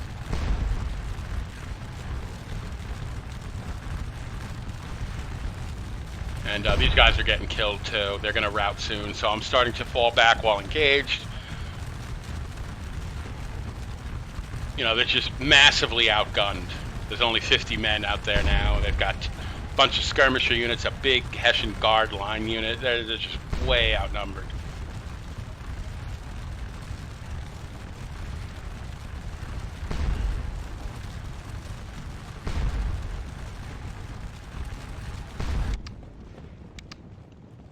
And all right, back to getting the initial outline of the fortress set up here. Still got a couple of battalions of Estev's brigade to work with here. We'll build up the assault columns behind the squares, the counterattacking force. This is all pretty standard stuff that you guys have probably seen me do a million times now.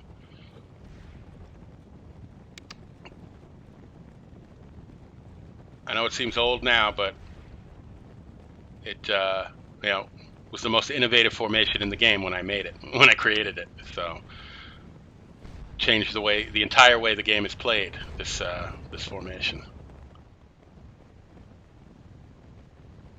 And still is the most deadly formation in the game.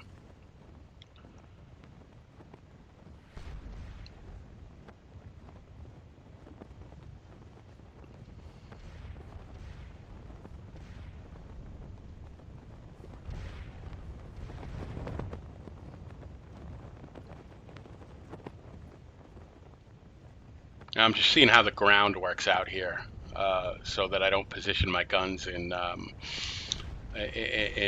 you know, really low ground where they don't have much of a field of fire.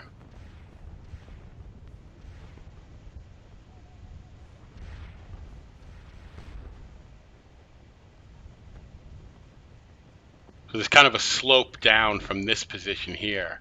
So I'm going to basically extend the fortress with another square and then kind of build up the artillery around here just to spread out the field of fire, because I don't exactly know what the Austrians will do once they cross the stone bridge, so I want to have like kind of a big wall in front of them.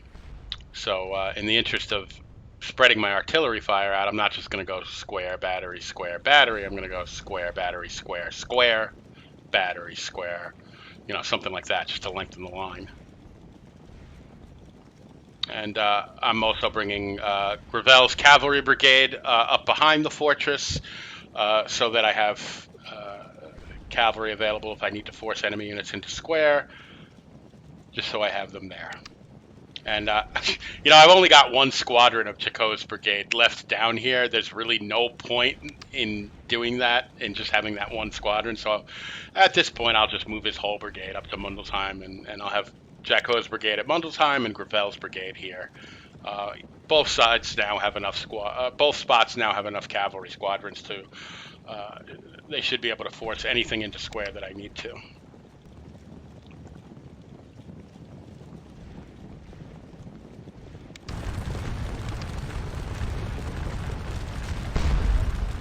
And as you can see, the entire Hessian front line has moved forward and been forced into square.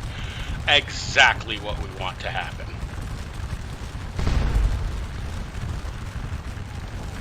So squares shooting it out with skirmishers are, of course, at a severe disadvantage. They're going to be lucky if they hit the skirmishers at all. And, well, bye guys. The 10th line routed. I put them through hell, though. I can't fault them. They did a great job. They bought us a lot of time. Will you unlimber, please? You're all fully resupplied. There is no reason for you not to unlimber. Please unlimber, yes. All right, so they're unlimbering. And As the Hessians get closer here, we're going to start to use more grape shot. So that will basically mean we need to be a little more diligent with our supply wagon runs. So as you can see, our skirmishers are just kicking the hell out of these squares. They haven't been hit at all. They're demolishing them. This is absolutely perfect.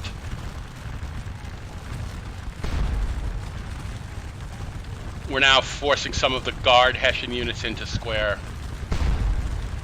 Working out exactly as I wanted.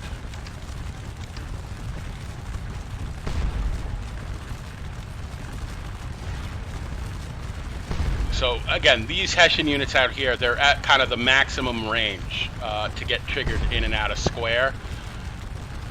So they may fluctuate back and forth while they're at that distance. If they come any closer, they're going to get stuck in square.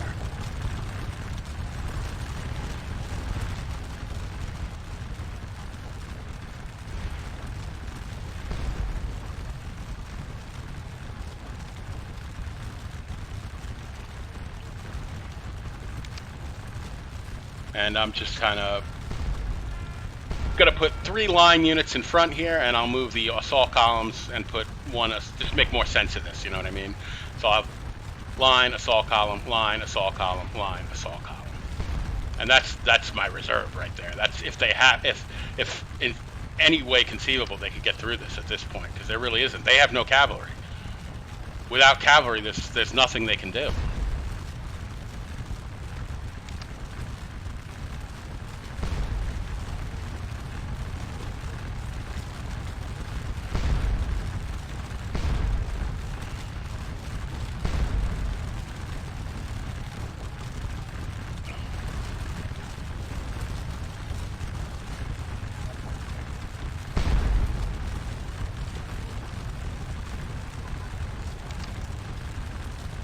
And just a little slight finessing of the line here, that's all.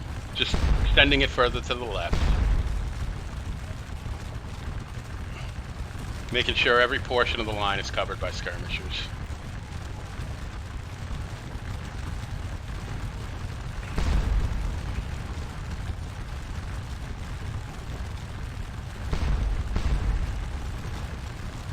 Alright, so we got plenty of troops over here on the right now.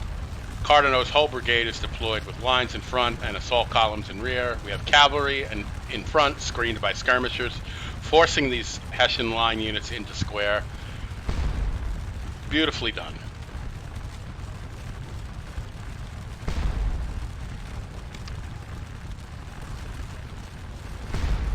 And as you can see, as these Hessian units come closer, they're being forced into square as well. These guys are going to come in range of this squadron. They'll be forced into square. I'm moving the squadron right now to trigger them in.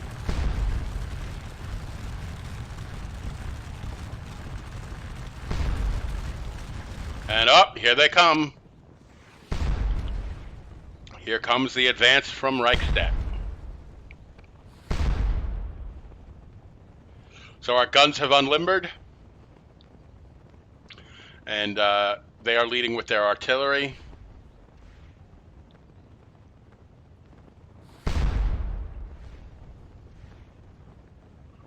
And that gun is unlimbering. We're just probably, the battery is probably just in the middle of unlimbering when we came over here. So we're going to see what this advance looks like. So gets a little more complicated now. Now we've got to watch what's going on at Mundelsheim. We've got to watch what's going on at Souffel-Weersheim. We also have to find time to finish building the fortress here. We've got the outline of it over here, but we still have to get the skirmishers going in front of the squares, in front of the guns. So still some work to be done.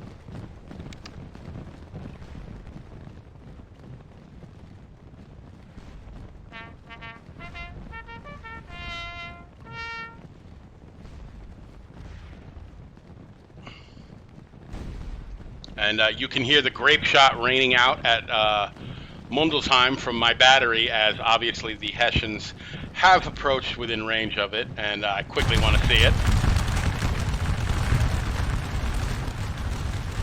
And yes, we have a Hessian square sitting nicely right in front of these guns, And I'm sure we're going to decimate this square. You can hear the canister ripping out.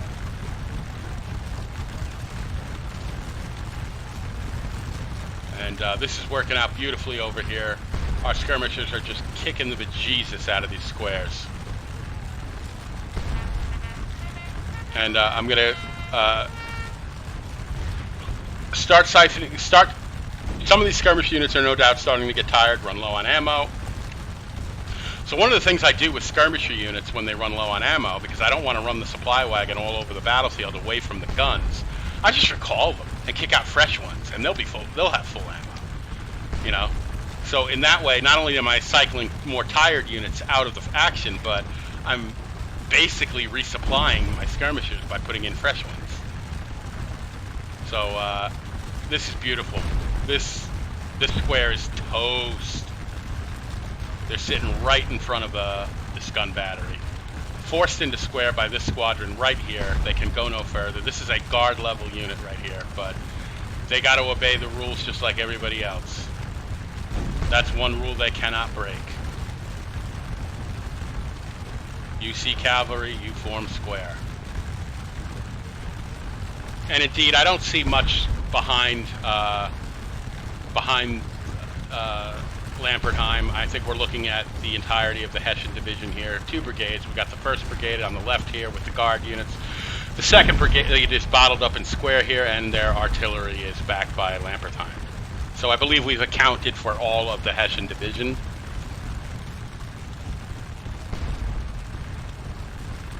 And as you can see, I'm moving this fresh skirmish unit right up into position where this one is. These guys are winded. They're getting low on ammo. We'll recall them and have these guys take their place and continue mollywopping the square.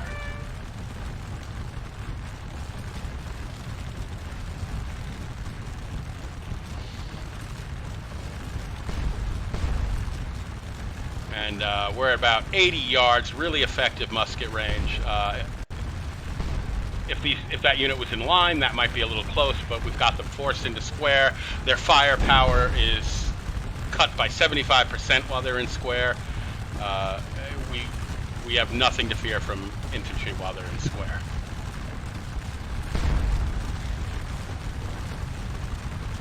And yeah, just decimating them.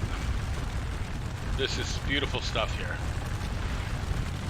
And we can already see we've gotten 3 hits with that fresh unit. Let's see what's popping back at the right salient here. And so far, it looks like they're trying to advance on my right flank. So I may need to strengthen that position back by the blown bridge. I'm not overreacting yet because in Blood Along the Souffel, they kind of looked like they were doing that, and then they kind of stopped when they came within engaged distance of the salient. So we'll see what happens. And here is Rottenburg. He's got about 700 points so far.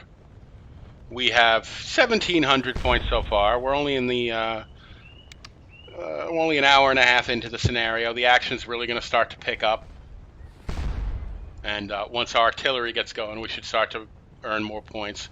We got a ways to go. We need 10,000 points for a major victory.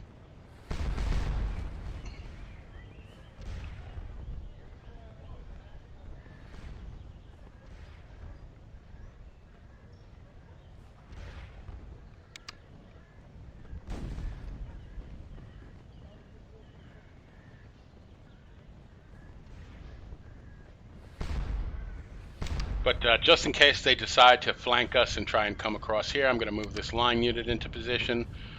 I'm going to bring one of these line units over, just strengthening my right, just being flexible, just to see what happens. Just being prepared, that's all.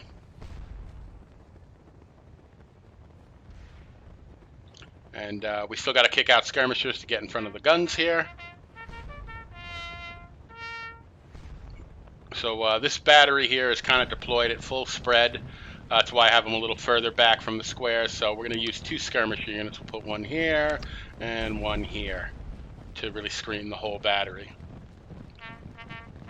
Normally, when I build the fortress with an 8-gun battery, I kind of squeeze the squares in and try and only leave the space for like a 6-gun battery. The outer guns will move in to compensate. But in this instance, I'm trying to cover a wide spread and extend my line as long as possible. So I'm deploying the battery at full spread and just moving the squares forward a little bit to compensate. Here, of course, we do have a 6-gun battery, so that will work out just fine. And just got to find a spot to deploy the leader so I can start eking the battery into position the way I want them to be. That's still not quite right. I need them closer to the edge of the square. But as you can see, I'm having some click problems, just in terms of where I can place the officer. There we go. That's not too bad. We can at least, once the battery's in position, we'll be able to reposition it, you know, more like we want it. Let's get Tholazon's brigade into action and start moving them into position to form another fortress. Got our cavalry backed up right in reserve. And I'm going to immediately put one squadron on the flank, just because my left is actually just out the air here. If the Austrians come across and try and move around, it actually shouldn't be that difficult. So I'm going to put some cavalry out there just to kind of force them into square. And how are things going? We still have, you can see, we have really shot out the front of this square. Our skirmishers are doing great work. Our cavalry is doing great work at keeping these units in square. This is all working out really well. Our guns are ripping grape shot. Everything we want to happen is happening. So now, because I've deployed these lines kind of just shoulder to shoulder like this, I got to look for openings to get my skirmishers through, because I kind of deployed these guys really tightly packed together. And oh, look at this! Look at this mass target out here. This is beautiful. This is a field day for our cannon right here. They're just, you can see they're just blowing huge holes in this square. If these guys come in closer, they're going to have to form square. There's a cavalry squadron right here. So really just nullifying that level 8 troop quality. It's stopping them from just barreling across the river and kind of just chopping us knocking us out of the way.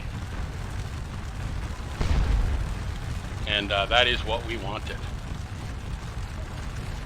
So the last brigade of Jacquet's brigade, somebody tell me how to pronounce that, is moving in. I'm just going to send them off to the left. I have plenty of cavalry on the right, just in case this unit starts to spread out over here, get some more cavalry. So you can see cavalry basically all the way across my skirmisher line, so that anything that approaches has to form square. But because I have skirmishers in front of them, the cavalry is basically completely screened. So you get a sense, you see how all of these different arms work together to protect each other. So the cavalry is protecting the skirmishers because they're forcing the line units into square and forcing them to shoot at a disadvantage with the skirmishers. And the skirmishers are protecting the cavalry from getting hit at all because they're in front of them. So they play into each other's strengths. And that's kind of the whole secret to combined arms in this game.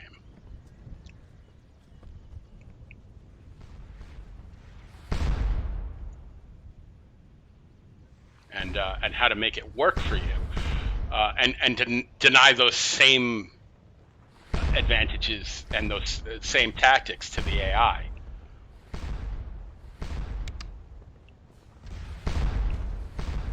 You know, so they want to push me back and take that objective, but they can't, because what do I have? One more arm than they do. I have cavalry. They don't have any cavalry, so there's really nothing they can do when they come up against it except form square to defend themselves. But then they can't even push the cavalry back because the cavalries are protected by the skirmishers that are out shooting them because they're in square. So I'm going to shift this battery over to the right here because it seems to me like the Austrians are making a beeline for this position. Their brigades are coming forward. They've got a battery over there now.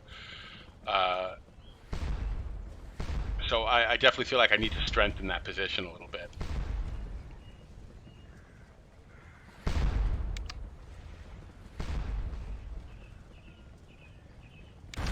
And back to Mundelsheim we go. And you can see the square is in bad shape. Really lost the whole front end of it. There's only a couple of men left. This one's kind of obscured by some trees, but believe me, our skirmishers are doing a number on them. All I need to do is click on them to see how they're doing.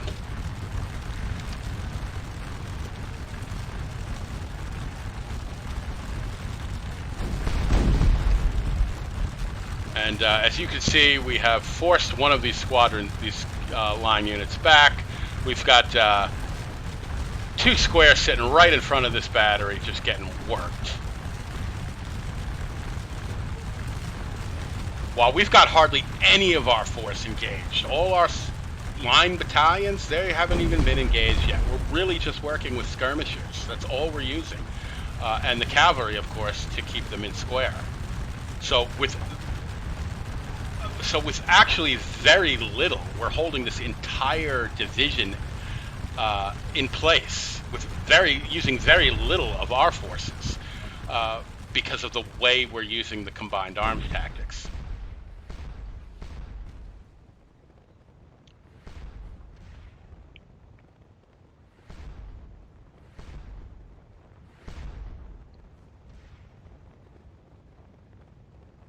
I'm not sure what I'm thinking here. I'm thinking I just want to maybe move one of these squadrons back and get this squadron a little behind the square, maybe. And we over here now. What's his name? Tholazal or whatever his brigade is. It's kind of small. It's only 3 battalions. So, unfortunately, we're not going to have any assault columns backing up the squares. We're just going to have the line unit to kick out the skirmishers. But that's why I brought Gravel's cavalry over here. If we need to back up the squares, we can, of course, do it with cavalry. And as you can see, I'm setting up a horsey fort, which I don't use too often. It's a formation I use primarily when I'm just a little short of artillery. It's a stalemate formation. Basically, if enemy cavalry comes within range of it, they can't do anything to my cavalry because the squares are blocking them. But if enemy infantry comes within range of it, the cavalry that I do have there forces them into square. So at least my 2 squares are kind of shooting it out on an even keel. And last but not least, I'm going to take Gravel's cavalry and just deploy them in this field off to the right here to link my position at the stone bridge with the leftmost part of the salient at Souffel-Wiersheim, effectively linking both lines together.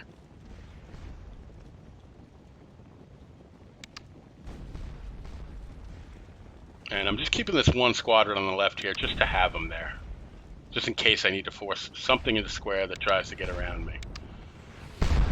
All right, so you can see the enemy artillery is going to be forced to turn around here as they come within range of our skirmishers, and get the supply wagon run going. And you can see that, yes, it appears the Austrians are pushing for this position here.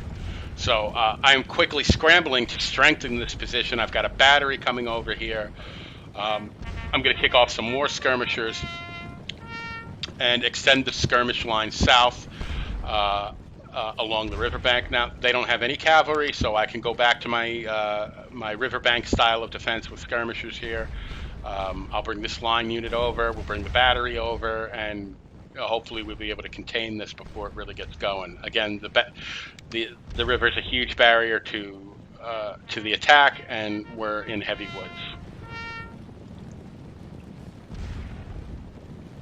And I'm going to bring this whole line unit over, and just moving them into a more central position for now until the Austrians make their intentions a little more well known.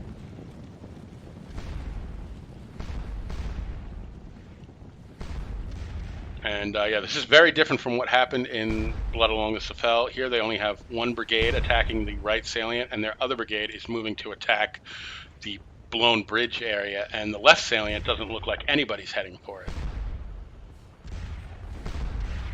So if that continues to stay like that, I may be able to strip some forces from the left salient to either bolster my extreme right or send them over to help out with the extreme right of the stone bridge area, depending on how this all unfolds. So my skirmishers are running into position. Again, I'm extending the line to the right as the Austrians advance towards this river here. My guns are moving into position.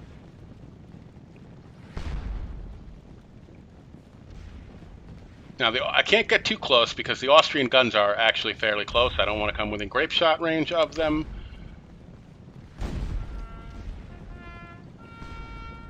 And here comes the Austrian brigade right here. Or these, I guess maybe these are the Württemberg troops back here.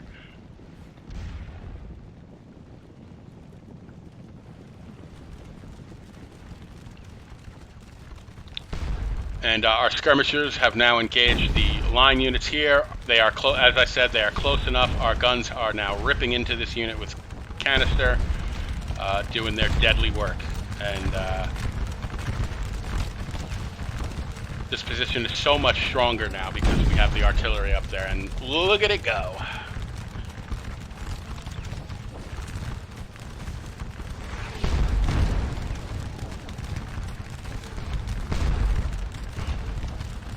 Looks like an Austrian officer might have ridden over here and gotten himself killed by our skirmishers.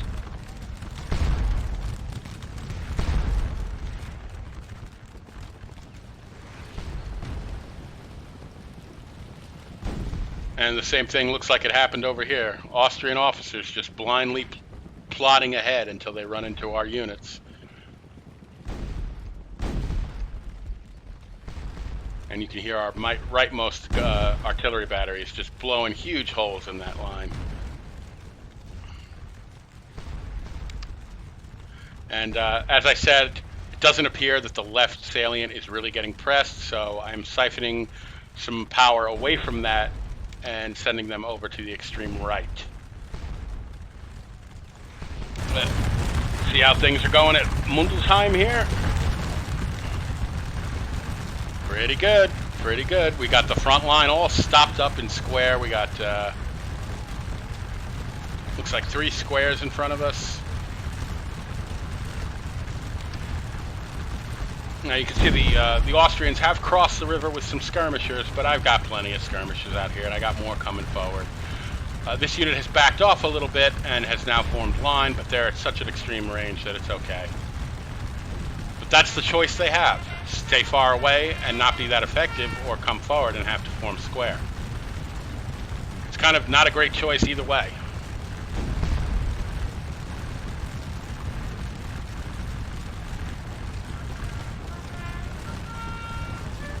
And I'm cycling out some tired skirmisher units and just bringing in some fresh ones.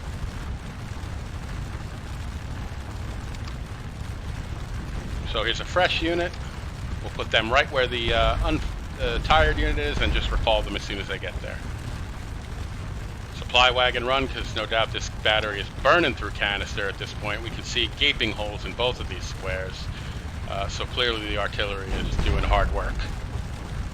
And we can see that some of these units pulling back now. Even guard units can only take so much of this. You can't just sit there and square and get peppered with canister. Even guard units will eventually say, the hell with this.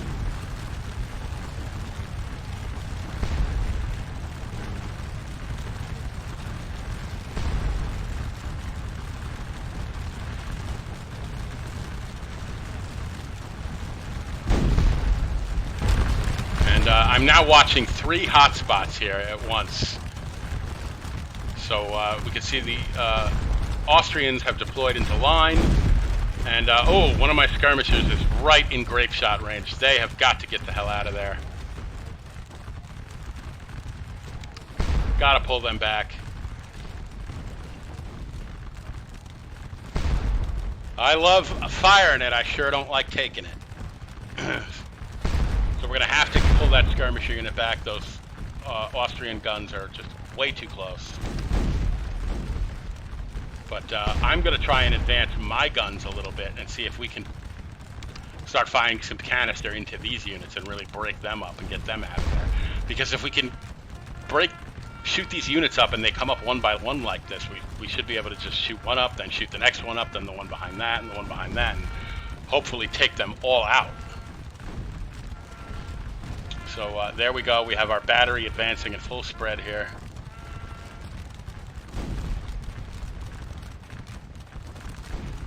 And okay, we pulled that skirmisher unit back.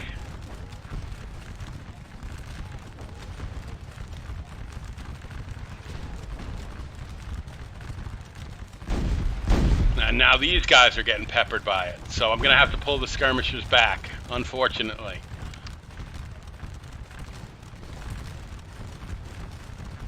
So we're going to have to let the Austrians come a little bit closer because they've staked out a certain range in front of their guns here that they control with the canister fire. So we have to give them that.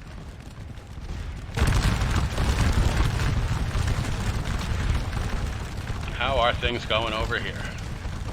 And our skirmishers appear to be doing well. Our guns are still firing canister fire into these Austrian line units.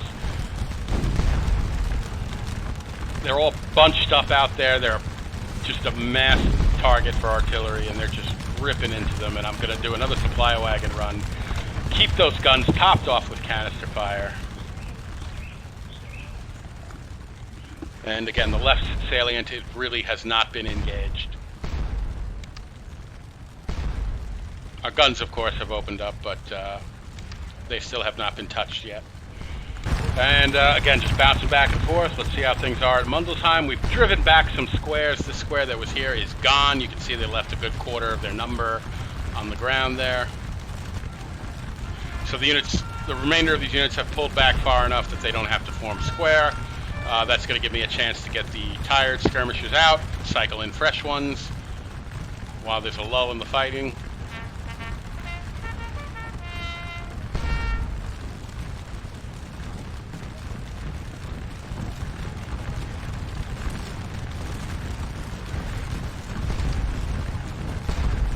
And I do not want them to take this roundabout route, so I'm going to bring them up to find a gap in the line first and then move them through it. So, all right, we've broken one of these squares. This one right here has taken. Look at all those losses. Look at that. That's what our artillery did to them. Just absolute destruction, and they're off. And this square looks like it doesn't have much life left in it either.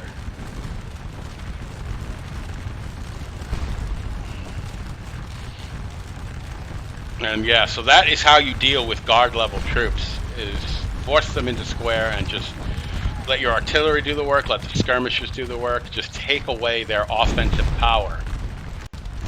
And here now our guns are in fact in canister range. We're blowing holes in these Austrian lines. We've pulled our skirmisher units back a little bit. We need to see if we can inch them forward, still screen the guns. We don't want our guns to take losses. So I'm just trying to see what I can get away with here, how close I can get my skirmishers without coming into their canister range. Now, some of their line units have filtered out in front of their guns here and deployed in front, so that may be blocking their line of sight, which means I can kind of get back into canister range, but they can't shoot at me because their line units are blocking them. And we just picked up another 15 points with that grape shot.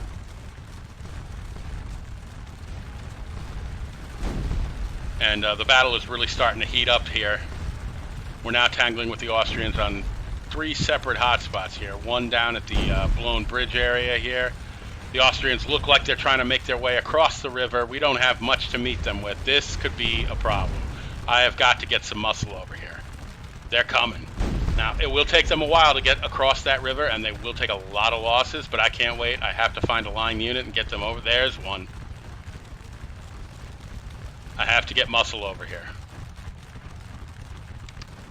Now, don't get me wrong. I'm going to let them cross that river because they're going to take up just a ton of casualties from this canister fire as they try and cross. You can see how slow they're moving across that river, and we're just, our guns. You can see they're moving into position to just, they're ripping into this unit. Just, got at least 3 guns trained on this one battalion now. It looks like.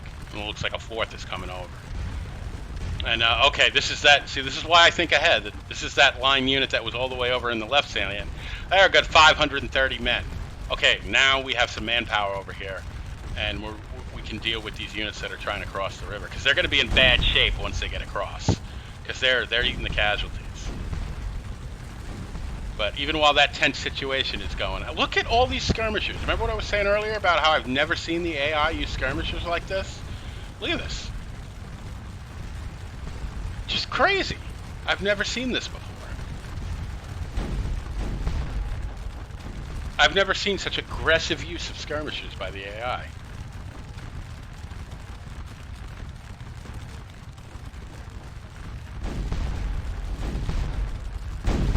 And this battalion is really taking a beating from these guns. They're just starting to get across the river now. I think they actually have to get over here before they start picking up their movement speed again. So, but our line is double quicking into position here. If we need to charge them, we can do that. But they're forming line. Hallelujah! Thank God. All right, that changes everything. They're forming line. We will kick out a skirmisher unit, screen these guns on the right, and we will blow this line battalion to kingdom come.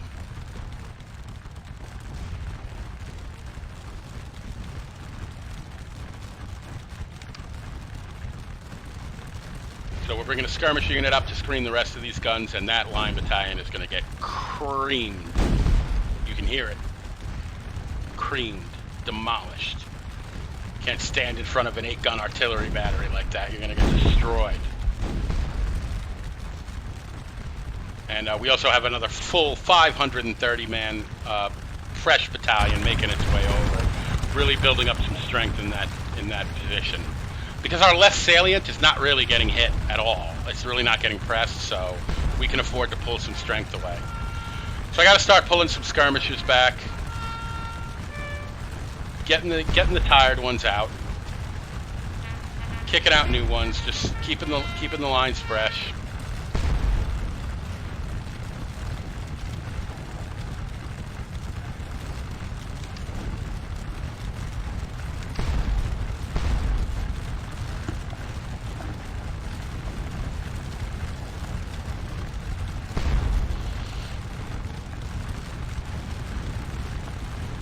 And you can see this whole right part of the Hessian line is beginning to pull back now. They're still holding on in the center here. They're in line, but they're facing just skirmishers. You know, they're really not going to do well in that situation. You know, they're occasionally getting triggered into square by this cavalry squadron.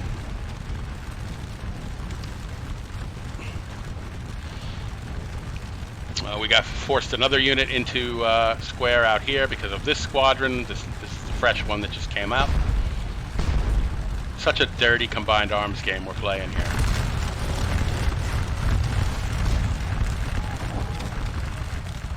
And we are continuing to pound away. Now we have 2 Hessian units that have made it across the river, but they both formed line.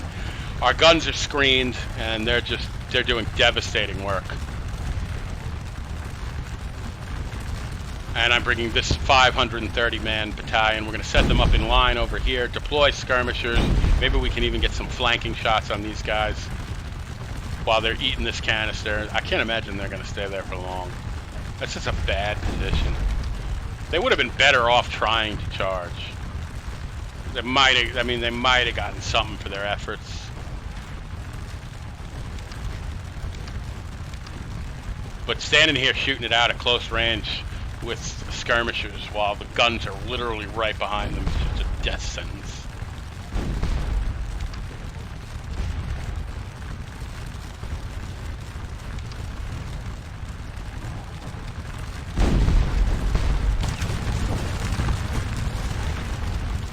And back at the right salient here, again, just a ton of skirmishers here, and that's, you know, we're lucky we're in defensive terrain.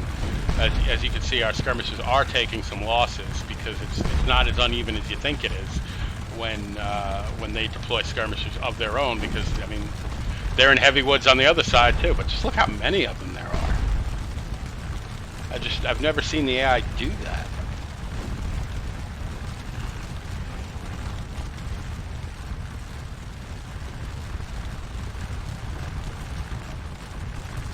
I mean, I'm not worried about it. My skirmishers will hold their ground, but I'm going to have to cycle fresh skirmisher units in and out a little faster than I normally would, because they're getting tired faster, because they're they're losing men because they're engaging other skirmishers with the same defensive terrain benefit they have. So it's a little bit more of an even firefight. So that just means I have to cycle fresh ones in and out faster.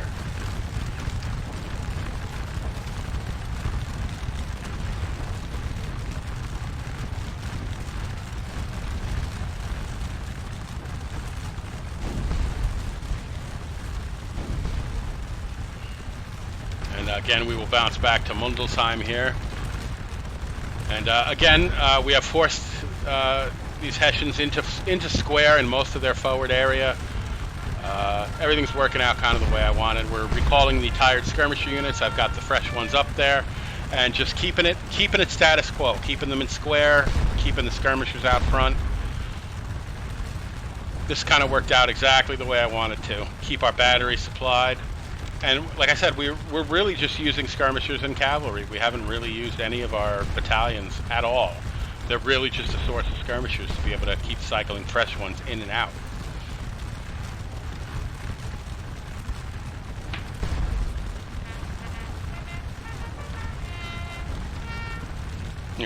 That's all I'm really doing here. I kick out a fresh one, recall a tired one. Kick out a fresh one, recall a tired one. I'm happy to sit here, hold my position, earn my points from the objectives, rack up casualties from my artillery. I should probably check and see what my point total is, because we are now nearly 2 hours in, halfway through the scenario. However, at this point, I thought it was a 5-hour scenario. You'll see at the very end, I was taken by surprise in the end of the 4th hour when the scenario end screen popped up. I was like, what? So the scenario was actually 4 hours, but while I was playing it, of course, I thought it was 5. So when the scenario actually ended, I thought I still had an hour to go.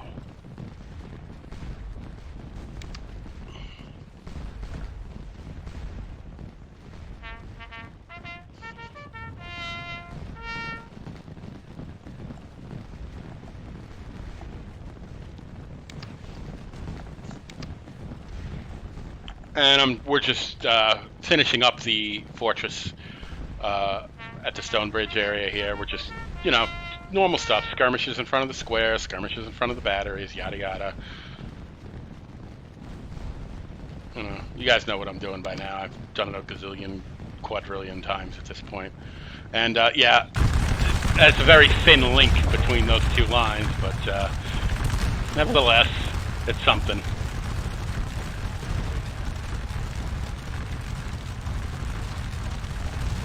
And here we are back at the extreme right, and we are still continuing to pound away. One of these units has pulled back, the one that was back here, or right here. You can see where they were standing. They are gone. They are routed, and now we are setting to work on this second unit. So they're a little further back, but they are still in canister range, no doubt about it. And it's a little bit more of a more comfortable space for our skirmishers.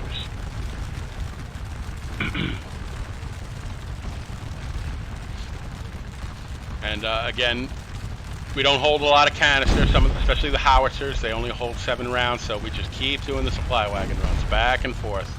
Just keep those caissons topped off with ammo so we can keep letting the canister rip.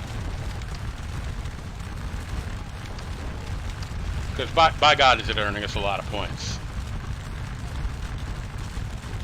I mean, I am not actually sure if you can actually reach the 10,000 points you need just with the objectives. I haven't done the math,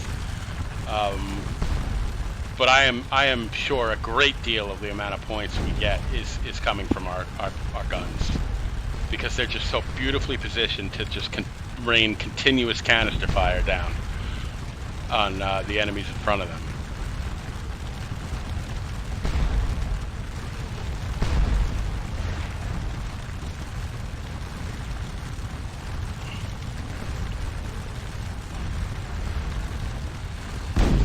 And again, the left salient is just now starting to engage some enemy units. They are not being heavily pressed. There's 1 or 2 battalions. They haven't even kicked off any skirmishers. They're just kind of engaging our skirmishes from across the river. Nothing to worry about. Our guns haven't even picked up any points yet over here. I'm sure they will now that the Austrians are closing, but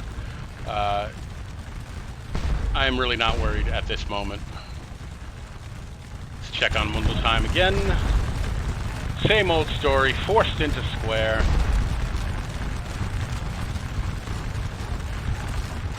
Completely controlling the formations that the Austrians can use because of the cavalry. As you can see, we have broken this other square over here. That must be them regrouping back there. They've fallen back. The other one that was over here has fallen back. So we are really administering quite the drubbing to these Hessians with some rather cruel engagement distance gimmickness. And just that we keep forcing them to trigger and re-trigger in and out of square. They're just taking fire while they're changing formations like that. It's just brutal stuff. Not fair. Not fair in the slightest.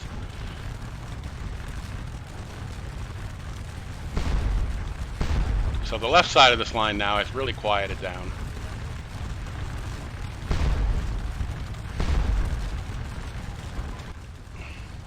And all right, we're almost at 5,000 points, and we're 2 hours into the scenario, so almost halfway there.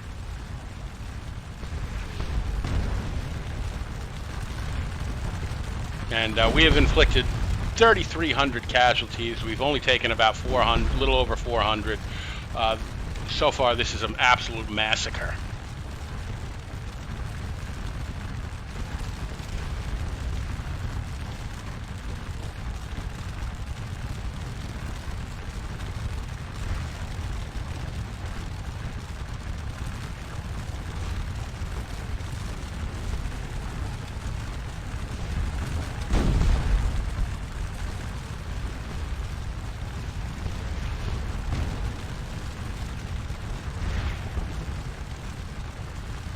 And just continuing just back and forth with the supply wagons, just keeping it going, because I know these guns are just firing canister round after canister round into these front units here. They're just right in range of it. There's just beautiful stuff here, screened by our skirmishers. The skirmishers are doing work. They're in defensive terrain. This is all going, perfectly. Definitely very happy with the situation over here so far. They almost caught me on the extreme right, but I kind of saw it coming. I shifted some units. I was kind of ready to meet them by the time they got here. That's why it's important to stay flexible, because you never know what the focus of the attack would be. So you got to be prepared to kind of shimmy units back and forth if you absolutely need to.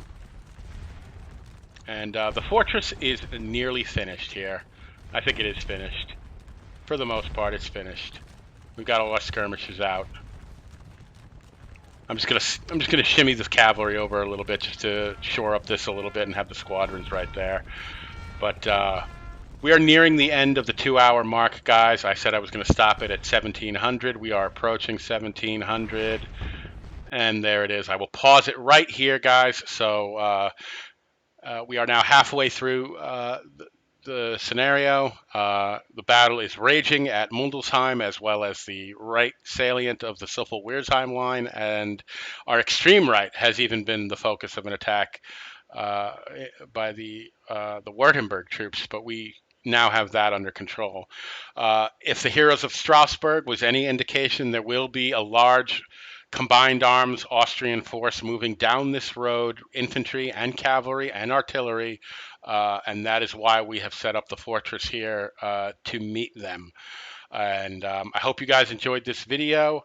And I'll give it about a week, maybe a week, couple of 4 or 5 days, whatever, and then I will upload part 2. So I give everybody a chance to absorb this video. And I will see you guys next video for part 2 of the French Battle of La Souffel. Take it easy, fellas.